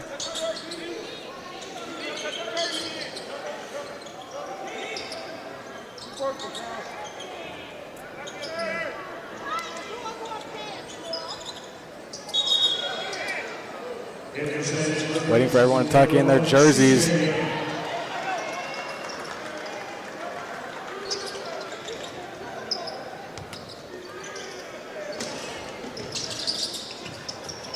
Got Zaire. Looking for a backcourt call, won't get it. Screen by Mathis, and Zaire Allen's shot is blocked, no foul called. Khalil Allen now. Deke Thompson, that one is rejected by Julius Mitchell.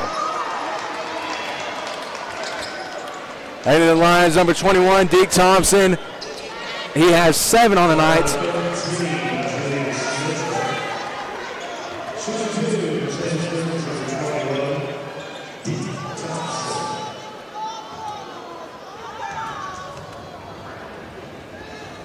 First shot is good. That's 12-point lead now for the Sandites. 3 fouls on the night for the Planesmen.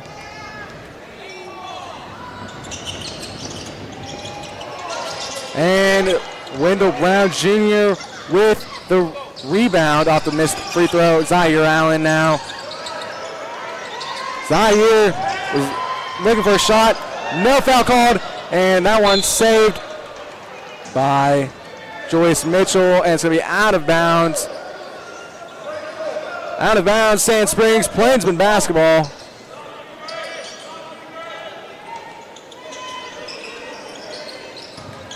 Found Wendell Brown Jr. to Cashton Mathis. Mathis shot is up and good. It's back within 10 for the Planesman. And I think he got fouled right there. So that's going to be an and one.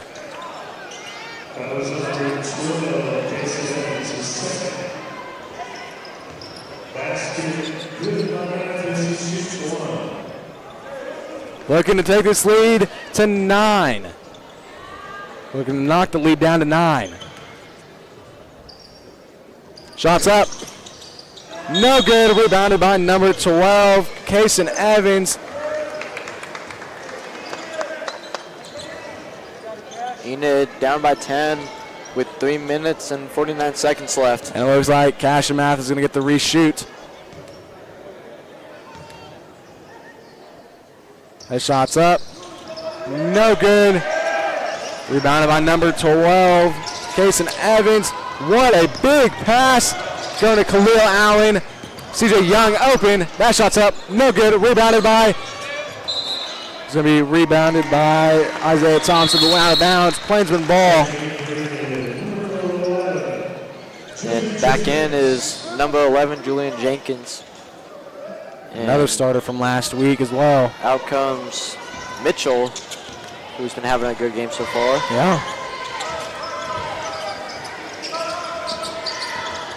And got a good pass.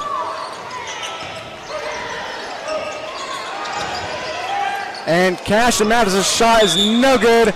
Out of bounds. Plainsman Sand Springs basketball.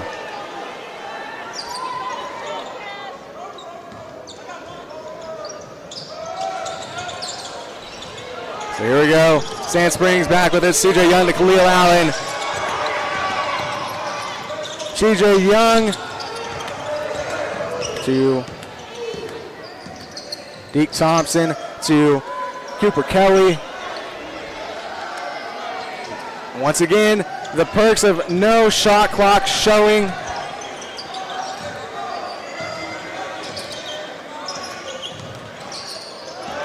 And he almost lost that one.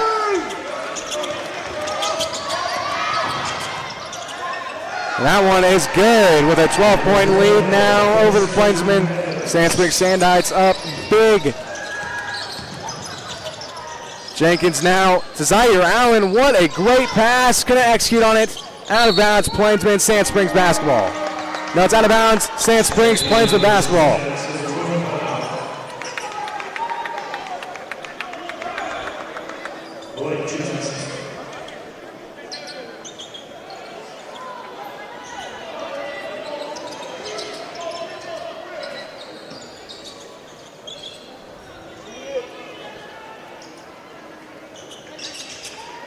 Here we go. Brown Jr. throw in for the Plainsmen to Zaire Allen.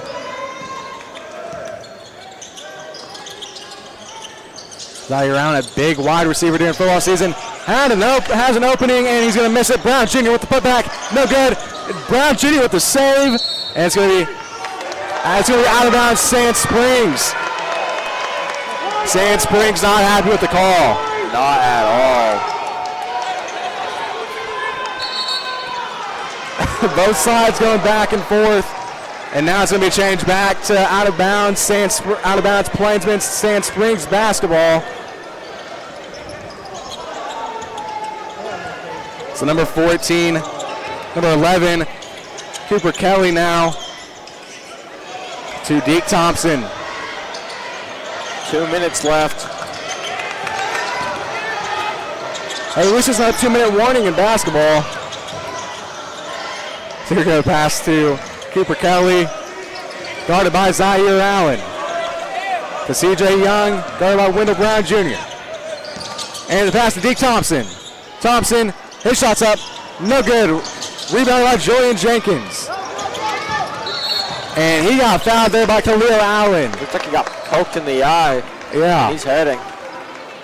So it looks like he's going to have to come out and Looked like it was really bad. Looks like he's going to go to the locker room for a little bit. Yeah. That's a pretty big loss for Enid. Yeah. Jenkins, a star player for the Planesmen. So in comes in Tegan Wynn. Obviously the foul was not intended though. Yeah. So here goes Zaire Allen with 90 seconds to go for the Planesmen. Planesmen going to go into halftime down by quite a bit. That shot is, and it just rolls right out. Pass to Zaire Allen. It's not going to count. Looks like foul's going to be on Sand Springs. That's their 6th one, I believe. Yeah.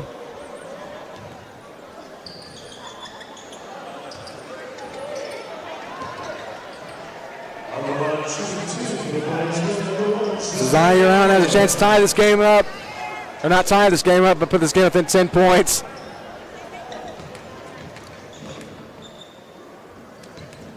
His first shot is up. And it's good. Good news is Julian Jenkins is back. Yeah, back on the sidelines.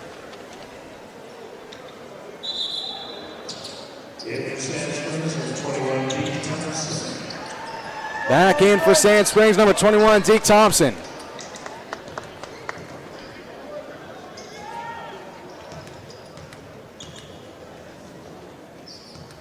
Looking to put this game within 10 points. No good. Rebounded by Deke Thompson. Minute and 10 left.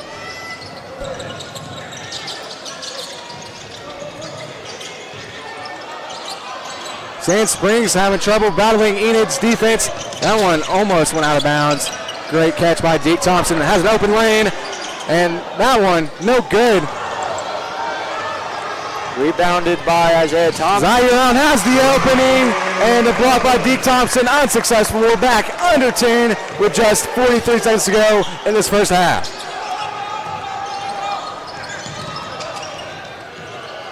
And Deke Thompson responds right back, put it back in 11 points.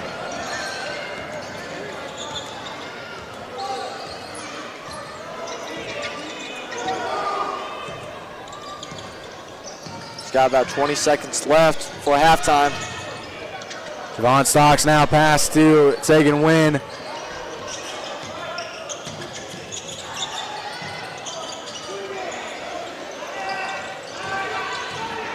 Here we go, that shot's up.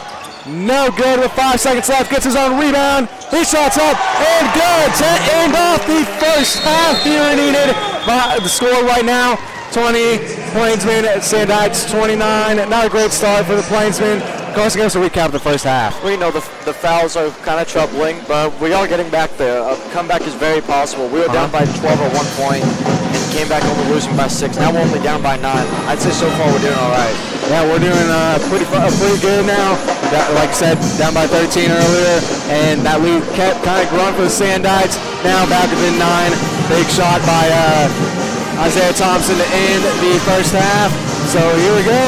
Final half coming up for the Planesmen. Scores 20-29. Coming up next, Dr. Doug Ludell for a halftime interview. I'm Liam Frank alongside Carson LaRue, and we'll see you back in about 7 minutes.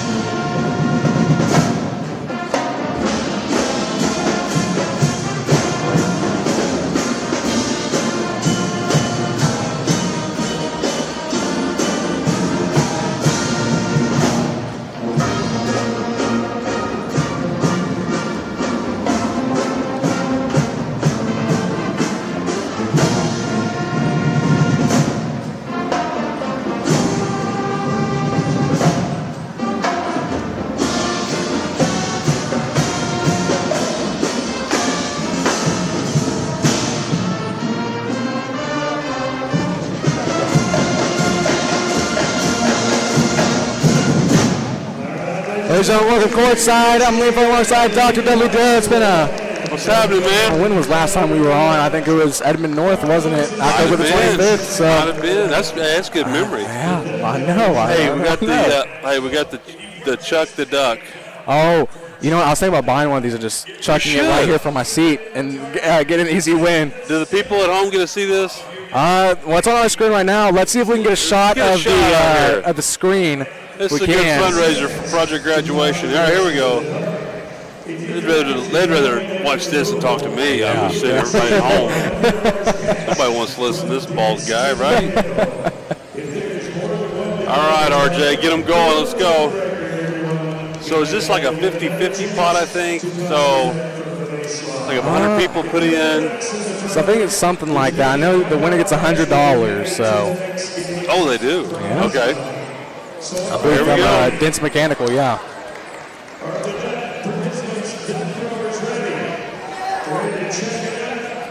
Here we go. You should have got yourself one. Get yourself over here and just threw it. Next game I'm doing one. And here we go. There they go. Oh, where's? Oh, that was close. Hey, 1 minute in. One's in already? Two were in. Two's in. Oh, wow. Oh, 3 at least. 4. Wow. 5, 6. At least 6. Oh, here goes one from the way. Oh, so close. So, see, I don't know exactly what happens now. I don't know if. I don't know either. I don't know if they just randomly pull one. All right, RJ's confused. RJ wants to know what happens. Uh-oh. So they split it I don't know. among 6 people, I guess. Let's see. I don't know. 36. 1 of 3. I'm going to claim those numbers. And 72 coming out here. I think they split it. Wow. Oh. And there's 2 more. Yeah, 2 of them are yours, right? This is not rigged. Sure, RJ. This is way better than talking to me, Liam. This is good entertainment right here. Oh, it goes into another competition. Another competition. Okay. Well, they only got one last week, so I believe the prize last week was like $140. So. All right, what are we doing here? That's pretty far. Oh, don't hit the backboard. I recognize Chase.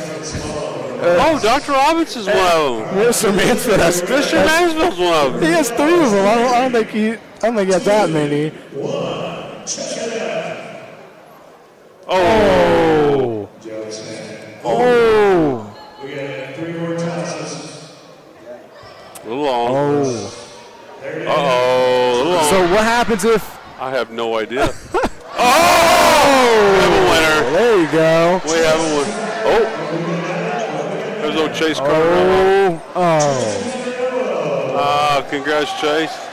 So we got 2 minutes 35 seconds now. 2 minutes and 35 seconds. So you guys go ahead, cram it in. Let's go. You guys have watched the game.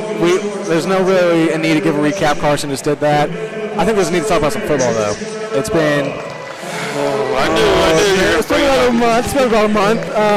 Well, I can't be talking. Well, we did beat Alabama by 21. You did? Yeah. You did? Yeah. Well, you did, yeah. Yeah, so, we did. Yeah. So, what about them Cowboys? And not Dallas. Dallas Cowboys, we've won 2 in a row. We've won 2 in a row. We beat division rival Philadelphia Eagles and Washington Redskins. Whatever. So, and the OSU Cowboys. I was going to say, what about our friends in Stillwater? This is so bad. It's so bad. Oh, now we get to do it, me and Mr. Liddell. We had to get our heads close together so we could hear what was going on. The band was playing. We were so loud we couldn't even hear each other. Yeah. But they bring a good atmosphere tonight, doesn't it? I mean, yeah. For Tuesday night. Girls' game just slipped out of our hands. Oh, it was right there. Right there. Yeah. As soon as the boys can get something going, it's going to be a good game. So OSU is so bad. So bad. Oh. That was so bad. I mean, I got excited at the end of the season. I was like, we're bowl eligible. We can play Oklahoma State in a bowl game if anyone's smart enough to get Oklahoma State and OU in a bowl game. Never mind. Never mind. 3-7. 3-7. And what's disappointing? Yeah. What's disappointing to me is like when you don't compete. You know what I mean? Like, just like tonight, our girls lost, but they competed. Oh, they yeah. played hard. Yeah. It was competitive. You know what I mean? Yeah. At Colorado, they didn't compete. I wish you didn't compete at all. But anyways, I don't like Coach Prime. I don't like Deion Sanders. I don't like Shedeur Sanders. He can coach. Straight up, man. He can coach. Yeah. Well, I mean, we got 30 seconds now. Hey, how's your grades? It was good. How's your grades? Oh, my grades. They're good. Yeah, they're pretty good. Pretty good. What's pretty good mean? Well, I got a 108 EPS vision. I have 3 Bs. That's it, 4. So 3 Cs. But the 3 Cs are pretty high, and they're just waiting for grades to go in. So 13 days left, man. Get those things up. Yeah, I mean, 13 days. That's what I was gonna say next. Well, there's the 3rd, so 17 days. 17 days left till break. So get those grades up. You don't want those C's on the transcript. Do that for me, all right? Yep, gotcha. Hey, appreciate you, Liam. Have a good one, buddy. Yeah, you too.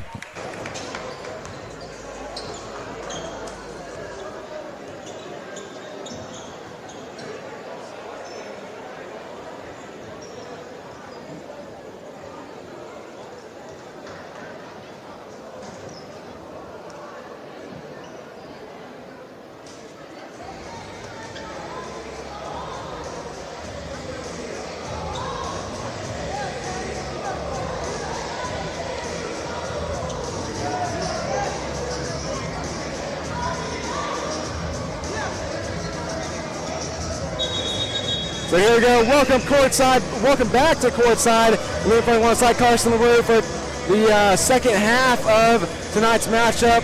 Planesman down by 9 to the Sandites, 20-29. Let's see if we can get you some other scores from around the state. Little shout out to other sports as well. Wrestling season, swim season about to start, track season about to start. We just had 3 guys on the team commit as well. Yeah, I saw that, yeah. Blake Jensen, Chase Cottarello, and Carson Nall, they are all going to MACU, and we might have another one, Cameron Gant. He might commit to MACU soon. That's big. That shot's up. No good. There's some scores from around the state. We're out with the ball now. Some scores from around the state. In our district, you have Sapulpa and Broken Arrow. And that is 46-10 in the 3rd quarter. Edmond North and Barnesville. Edmond North up 13-32. Jinx up on Northwest Classen only by 10. So here we go. Sand Springs back on offense. Here we go. That shot's up and it's good. And the Sandites are back to a double-digit lead. And wait, that one might get called back. I believe that was called back. So it's going to stay 29-20.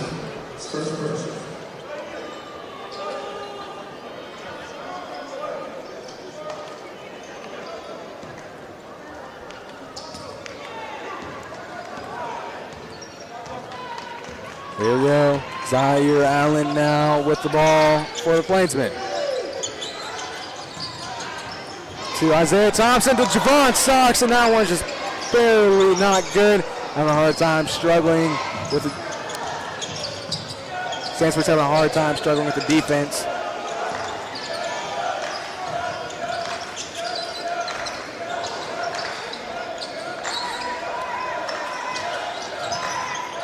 Here we go now.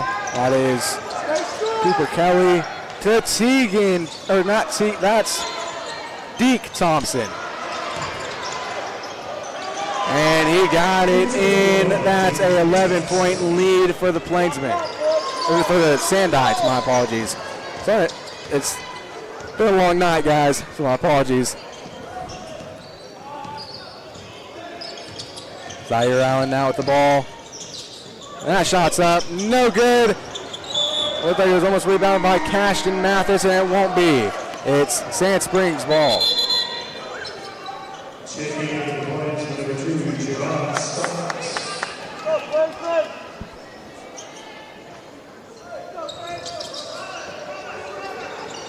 Here we go, that one to Khalil Allen. Not too many people up court. The whistle was blown. Like it was knocked out by Enid. Yeah, ball's going to be against Enid, so it's Sand Springs ball.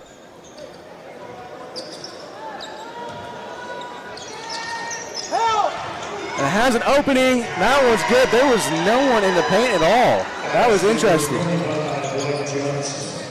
So a 13-point lead now for the Sandites. Javon Stocks now to Julian Jenkins to Zaire Allen. Allen to win to Julian Jenkins. His shot is up. No good. Rebounded by Deke Thompson. And that one is out of bounds. It's going to be out of bounds on Sand Springs. Planesman ball.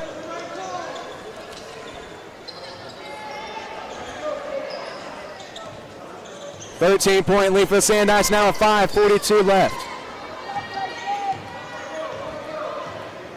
Zaire out of the ball now.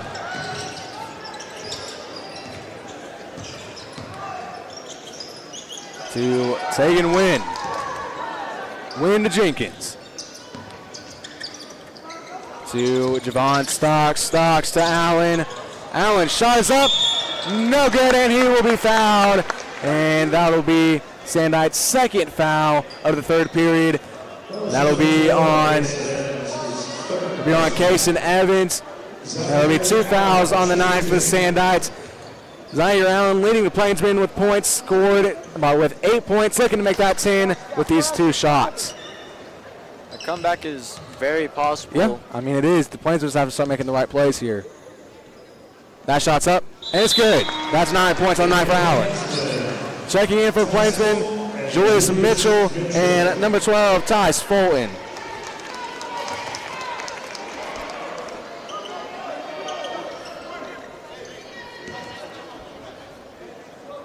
Here comes the second free throw.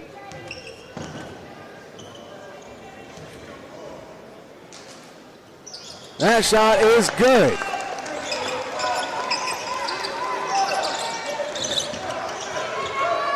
Zaire Allen with 10 points on the night now. What a big night for Zaire. And Thompson open for 3. No good. And he got it back right there, and it's going to be a foul on the Plainsmen. That's going to be their second of the night. That's number 12, Tyce Fulton, his third person. Number 21, Deke Thompson, shooting 2. So here we go. Deke Thompson now. First shot's no good.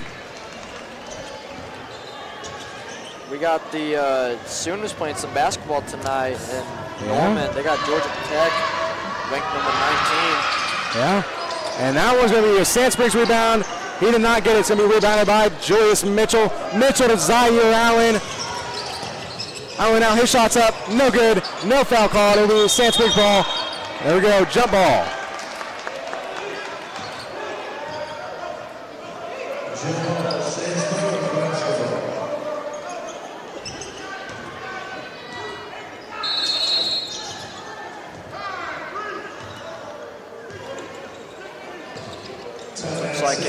So it's going to be a Sand Springs timeout, if I heard correctly. It's a full timeout. So Carson, not a very productive third quarter yet for the Plainsmen. Tell us what they're going to need to do here to catch up to Sand Springs. You know, defense has to tighten it up a bit. You know, their best player so far, Deke Thompson, he's getting open. He's shooting threes.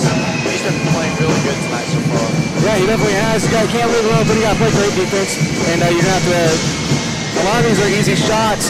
They haven't been able to get go, and they need to try to get that under control. They need to start making these shots, and they need to start just getting everything under control and trying to get this back in the balance of the Plainsman win. Oh, absolutely. Some upcoming stuff for Enid Friday, I believe. Enid has a swim meet as well as a wrestling meet that week. And then next Saturday, the distance track team is going to be heading out to Washburn, Kansas for an indoor meet. Yeah, so That's going to be fun for you guys. Thanks for reminding me about swim here pretty soon, probably before the end of the semester. We're going to get new swim head coach, Sadie Sandifer, on for a halftime interview. We're going to talk about swim just a little bit and talk about her role as a coach. And so that should be a fun one coming up before the end of the semester. Absolutely. I got some teammates in swim. Yeah. So Deke Thompson now for the Sandites. Absolutely performing super well tonight. Almost stolen. And has an open look. That one's up. Good. That's a 13-point lead for the Sandites now. That was good defense, but just a really good shot. He has 14 points on 9 now, followed by Khalil Allen with 10. Javon Stocks to Zaire Allen. Allen to Fulton, to Stocks, back to Fulton. Some lockdown defense right now. Yep. Got to create some separation. That one tipped by Sand Springs, out of bounds. Sand Springs plays the basketball.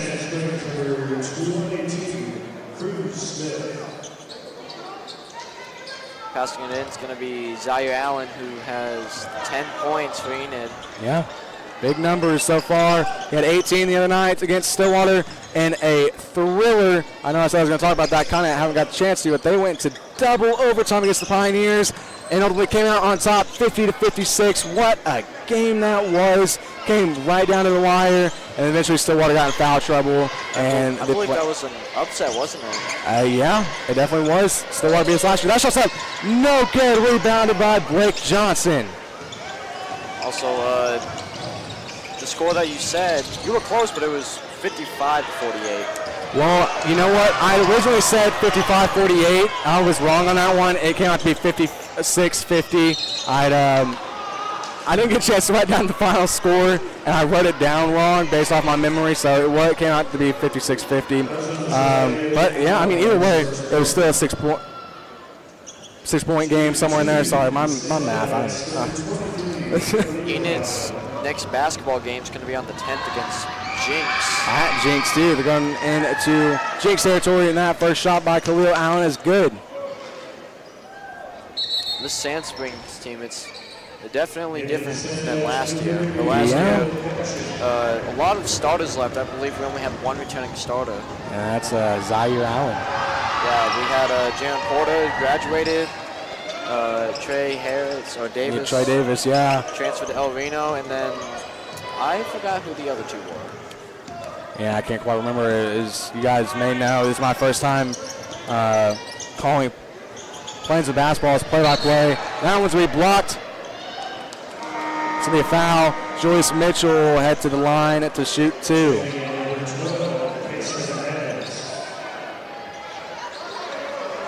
Mitchell's having a decent game so far.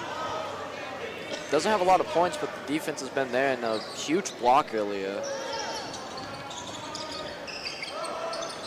So here we go. That's ties Fulton to Javon Stocks. Stocks back to Fulton. Trying to find an opening. Third quarter dwindling down. That one tipped by Sand Springs. Sand Springs almost able to recover that one. Had an opening, got Javon. Zaire. And that's going to be, I thought that one was out of bounds. That one's up, and it's good by Julian Jenkins. Zaire got that steal. And Sand Springs comes right back with it. And the ball's right back out, goes to Tyce Fulton. Zaire Allen now. And I believe that's And it's going to be a foul on Sand Springs. It's going to be Planesman to the line. been a lot of fouls on both teams tonight. Yeah, I mean, it was just a ton of fouls tonight.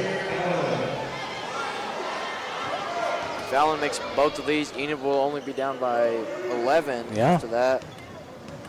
The comeback needs to start now. Third quarter is dwindling. First shot's up. No good. Score update for Oklahoma basketball. OU's only down by 4 to Georgia Tech at halftime. Sounds like it would be a football score, too. And Thunder, if we're talking about Oklahoma basketball, Thunder up 113-84 over the Jazz in the final game of cup play. That should be fun. Well, you know the Thunder also have some injuries. Alex Chris was out. Chet Holmgren still injured. And I believe Isaiah Hartenstein is out for a little bit. Well, Hartenstein's back in now. He's in for Holmgren. He's doing pretty well in that place. Then I'm thinking of Jalen Williams, the other one. Yeah. Shot right there. And no good. It's going to be rebounded by Deke Thompson. And Planesman coming away with it. And looks like he went out of bounds. Maybe. We'll have to see what the refs say. Stole right there by Julius Mitchell. And that's going to be a foul. I was going to say, I don't know if they'd call out of bounds. That would be a little questionable. We saw it right here, and he was in, just barely, but he was in. Well, you know, sometimes our vision can be a little... Yeah, who knows? Yeah. So he goes Zaire Allen for the Planesmen with 1:45 left in this third quarter. He's looking for a three right there. And that one is blocked. That's number 22, Cruz Smith.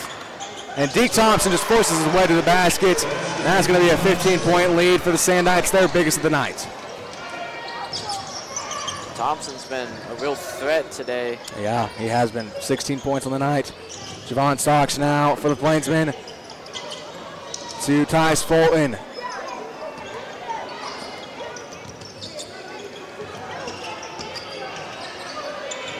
To Julian Jenkins, and Jenkins falls. Still able to keep the ball. Great awareness by the Plainsmen. Wendell Brown Jr., Cash and Mouth is getting ready to check in for the Plainsmen. Looking for an opening, and that's going to be taken away. And Chris Smith, that one is up and good. Sand Springs with a 17-point lead now. 40 seconds on the clock.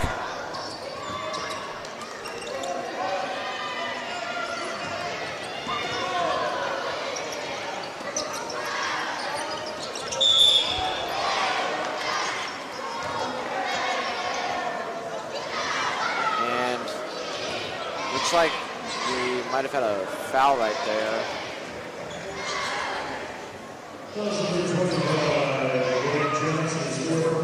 And Julian Jenkins is gonna shoot for two, I believe.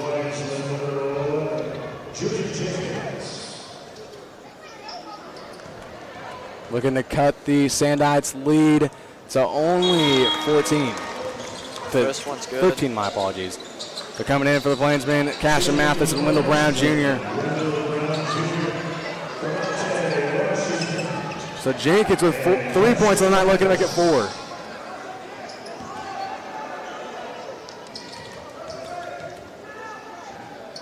That shot's up, and it's good. 4 points on the night for Jenkins.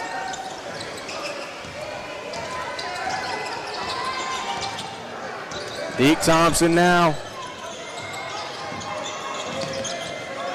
CJ Young for the Sandites. 15 seconds left before quarter ends. And right to Cash and Mathis to Torvante Washington. Washington looking for his first points of the night. There you go. That's Tate Washington. And he's got that one up. And it had the distance. Looked like it could have went. But at the end of the third quarter, score is 28-41. Plains within 13 of the Sandites. Carson, give us a recap of the third quarter. Well, you know, at the end of the third quarter, defense started to show up. And, you know, right now the offense is at a little bit of a stalemate, but the Sandites just have a really good defense to keeping our playmakers like Allen out and all. There's not really much to say. It's just great defense on Sand Springs. Yeah, great defense being played, as you said. There's quite a few offensive mistakes as well. As soon as we get those offensive mistakes fixed up, then we'll be good to go. And I need to try to get that fixed here pretty soon. We're entering our final 8 minutes of the game. And ladies and gentlemen, you're watching playing some basketball on EPS TV. I'm playing alongside Carson LaRue, and we'll be back in about 10 seconds.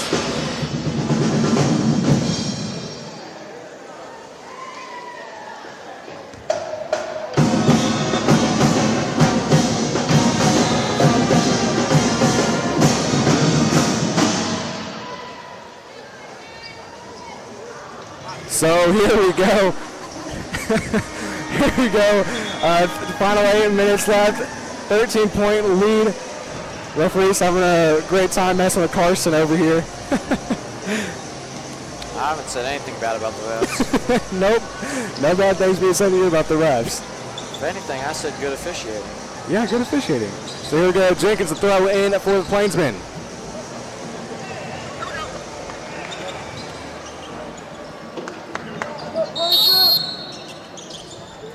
Pass to Torvante Washington. Zaire with the pass to Julian Jenkins. To Zaire.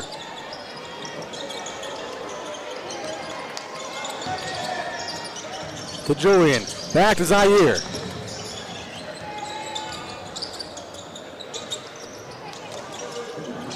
Julian to Torvante Washington. To Jenkins. Jenkins' shot is no good.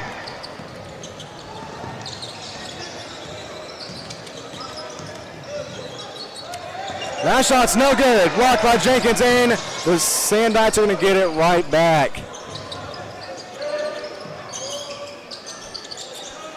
That one no good as well.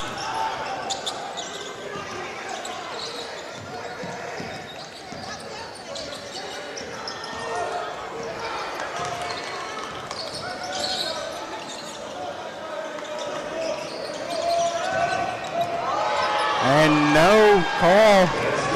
Fans surprised a little bit with that one. So here we go. It is a 15-point game now. Sandites in the lead. Pleasant to get something done here. This game is over. That one tipped by Deke Thompson. No one else there with him. And that is a dunk by Deke Thompson.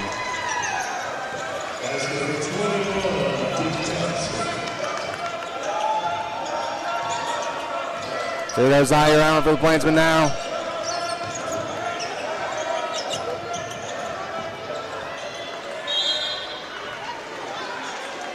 To be out of bounds, Sand Springs, Planesman basketball.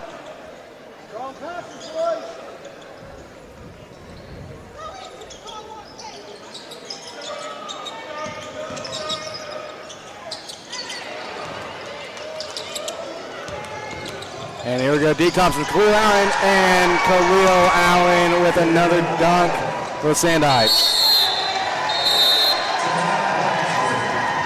Timeout, Planesman. We'll be back in about a minute.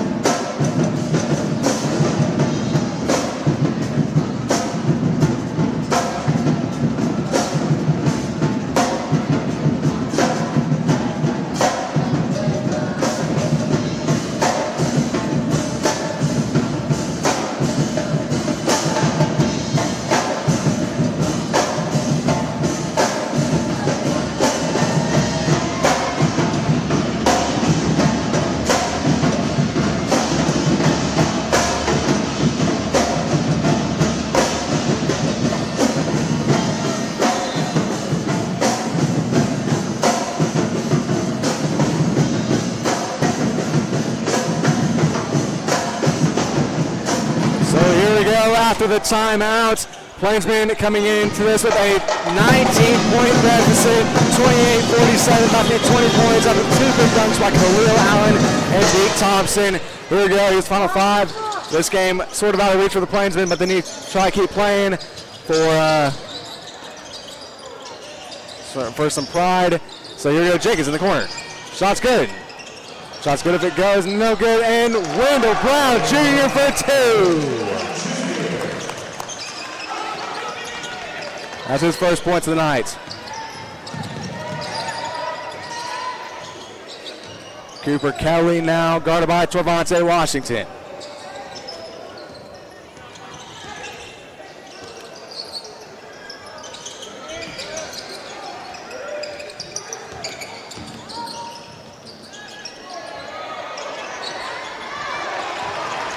And taken away by Washington. Back to Allen. Allen's shot is blocked by number 12, Kason Evans. Just the Sandites have had the height advantage tonight. And there's nothing else you can really say about that. It's a 19-point lead back for the Sandites.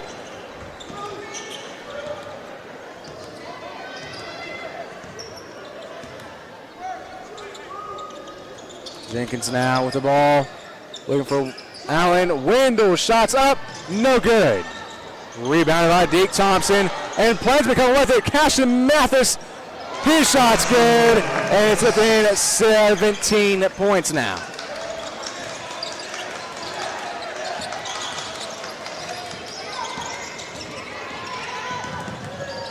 That shot's up. And no good. Rebounded by Zaire Allen. Oh, now with a fast break. His shot's up. No good. Foul. Allen will be heading to the line to shoot for two.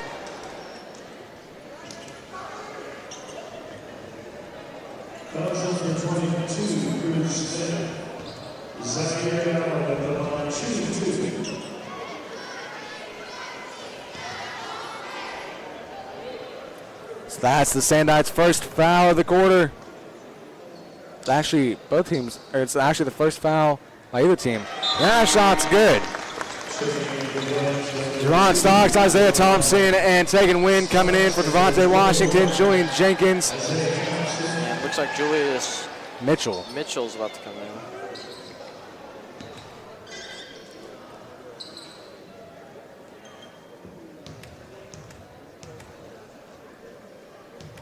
Looking to make it a 15-point game. His shot's up. And it's good. That's 12 points on the night for Zaire Allen. And looks like Zaire's going to come out and Mitchell comes in. Bye, guys. Take care, okay? There we go. Cooper Kelly with it now for the Sandites.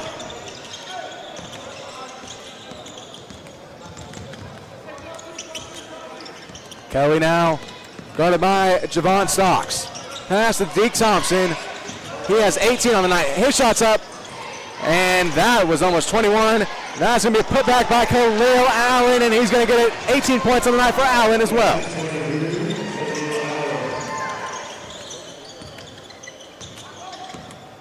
Taking win now for the Planesmen. 3:35 left. 17-point game. To Wendell to Tegan Wynn. Wynn shot is up. No good. Blocked by Sand Springs. Cooper Kelly wide open. Guarded by Wendell Brown Jr. And that is good for a 19-point lead.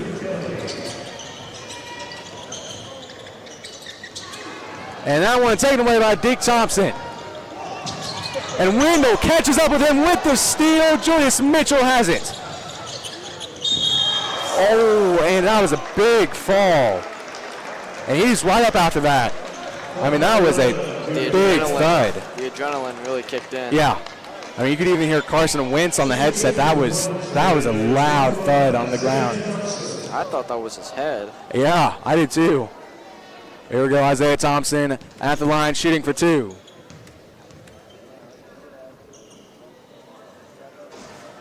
That one's no good. Looking to try to fight off the 20-point lead that the Sandites are trying to build.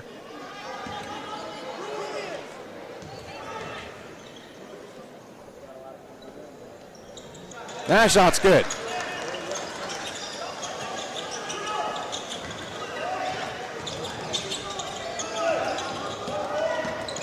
Cooper Kelly with it now. Pass to Blake Johnson. Pass to Deke Thompson. Open for three. No good. Rebounded by Tegan Wynn. Tegan Wynn to Julius Mitchell. Mitchell shot is up. No good. Rebounded by Tegan Wynn. And that shot's good.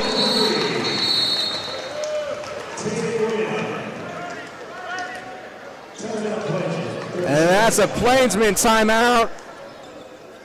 What a game this has been so far. Unfortunately, not going in the Plainsmen's favor. Down by 16 points. Not where the Plainsmen want to be. They're going to suffer their first loss here tonight. But that's fine. You just got to throw it off it and prepare for the rest of your season as you go to Jinx next week. Ladies and gentlemen, coming up 20 seconds. Enid versus Sandites to finish off the their home trip, and then they'll go away to Jinx next week. Play very well inside Carson Room. We'll be right back.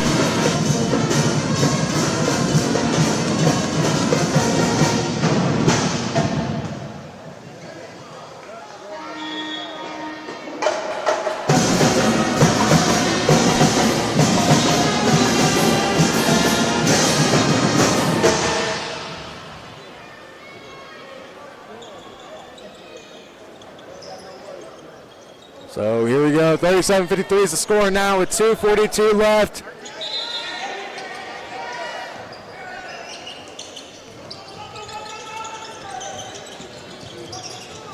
And pass to Deke Thompson, pass to Cooper Kelly. And the Planesman come up with this one. And Wendell almost had that one. Wendell with the putback, no good. He comes up with it. That one blocked by Deke Thompson. Looks like CJ Young's about to come in. He's been having a pretty good game, 12 points. Javon Stocks for the Plainsmen now. 3 fouls on the night for the Sandites.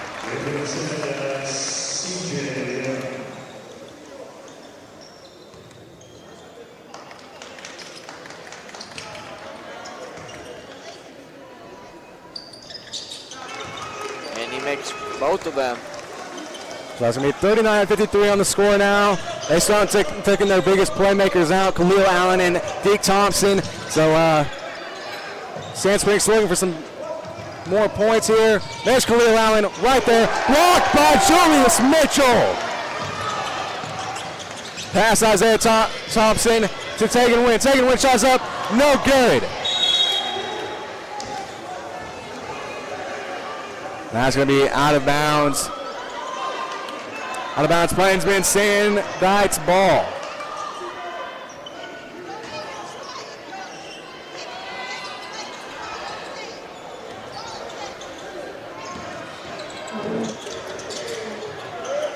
Deke Thompson now to Cooper Kelly. Cooper Kelly to Khalil Allen to Deke Thompson. Thompson's shot is up. No good. And the foul on the play. So about 1:49 left to play in this game. Plainsman going to fall to 1-1 on the season. Coach Gilmore going to suffer his first loss as the Plainsman's head coach, and they'll have to look to regroup as they go to Trojan territory next week against the Jinx Trojans.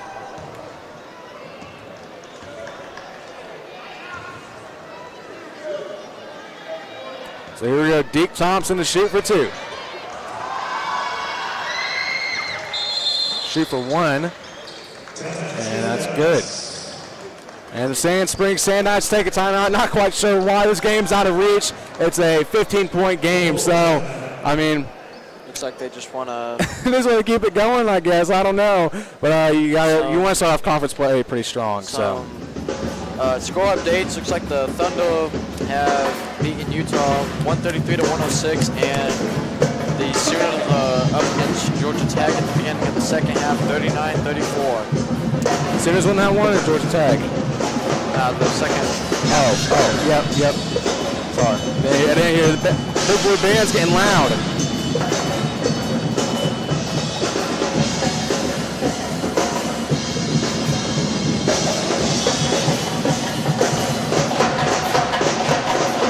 So here we go, 20 seconds left on the timeout, and 1:49 left in this game. Plainsman down by 15. We'll see you in about 10 seconds.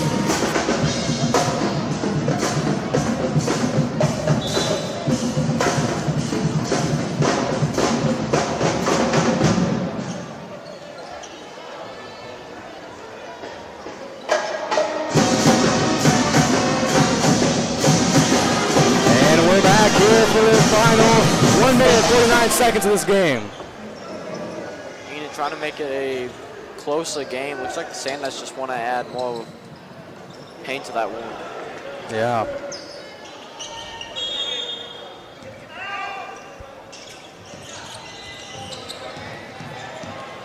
So here we go. Taking win it now. And out of bounds. I think that was on Wynn. Looks like he was pushed a bit. So that's going to be out of bounds. Planesman Sand Springs ball.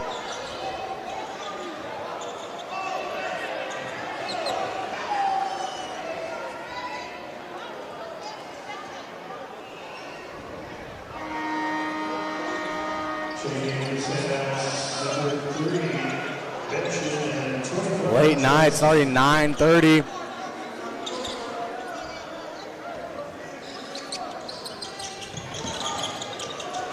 Blake Johnson now for the Sandites.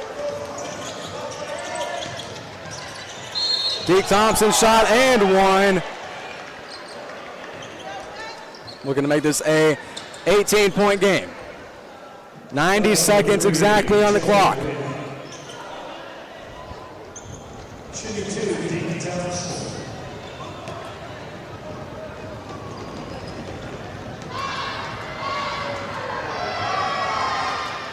And that one's good. He gets the and one. 18-point lead now for the Sandites. Minute and 25 left. Brown Jr., no good. And Tegan Wynn almost got away with that. Khalil Allen now, and he gets that one up. And 1-2. So that's a 20-point lead for the Sandites, looking to make it 21. And the foul's going to be on Wendell Brown Jr. So that's going to be 3 fouls on the quarter for the Planesmen.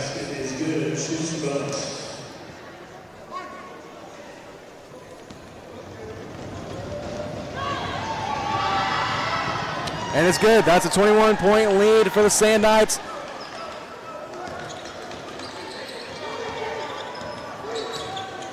So Wendell Brown Jr. with the ball now to Tegan Wynn. Back to Brown Jr. Brown Jr. shots up, no good.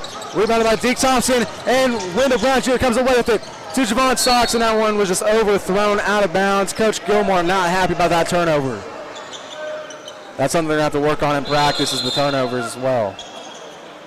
Subs coming in for Sand Springs, number 10, Tarek Smith. Coming in for Deke Thompson. Deke Thompson has played his final minutes of the night. And what a game it was for him. 22 points on the night. What a player for Sand Springs. As well as Khalil Allen, he had 21 on the night. Yeah. Yeah, he's still in. That one was nearly taken away by Mitchell.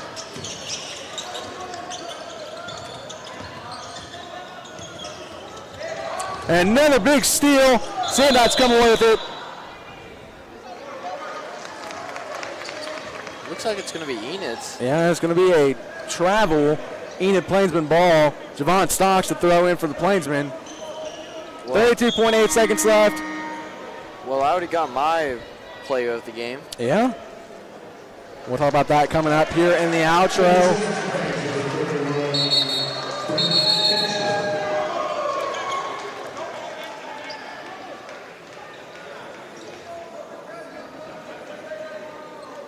Also number 20, Tavon Adams.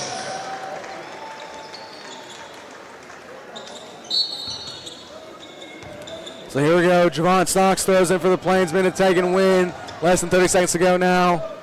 Joyce Mitchell. Mitchell to win. Win to Thompson. Thompson under pressure. Out of bounds. See, they're going to call that out of bounds. Sand Springs. Out of bounds. Yeah, it's going to be out of bounds. Sand Springs. Plainsman ball. 18.6 seconds left in the fourth period. Plainsman down by 21.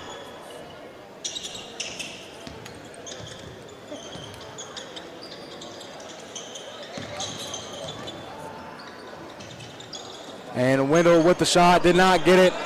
And ladies and gentlemen, that's going to do it for tonight's matchup. The Plainsmen fall to 1-1 on the season. Ball score 39-60. Carson, give us a recap of this game.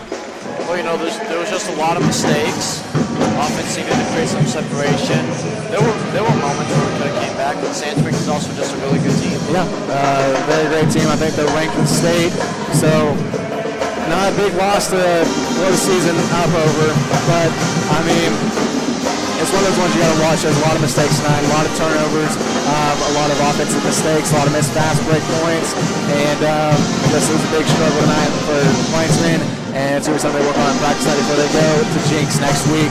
So ladies and gentlemen, next time we're going to be live for the Enid Planesman will be December the 17th against the Northwest Classic Knights in a conference game. Reminder, next Friday we do have the Pacers only playing Tulsa Memorial here at home, and we'll give you coverage for that. Ladies and gentlemen, it's been a pleasure bringing you tonight's coverage. Final score 39-60. I'm Liam Buckland alongside Carson LaRue, and we'll see you on December 17th against Northwest Classic. Good night.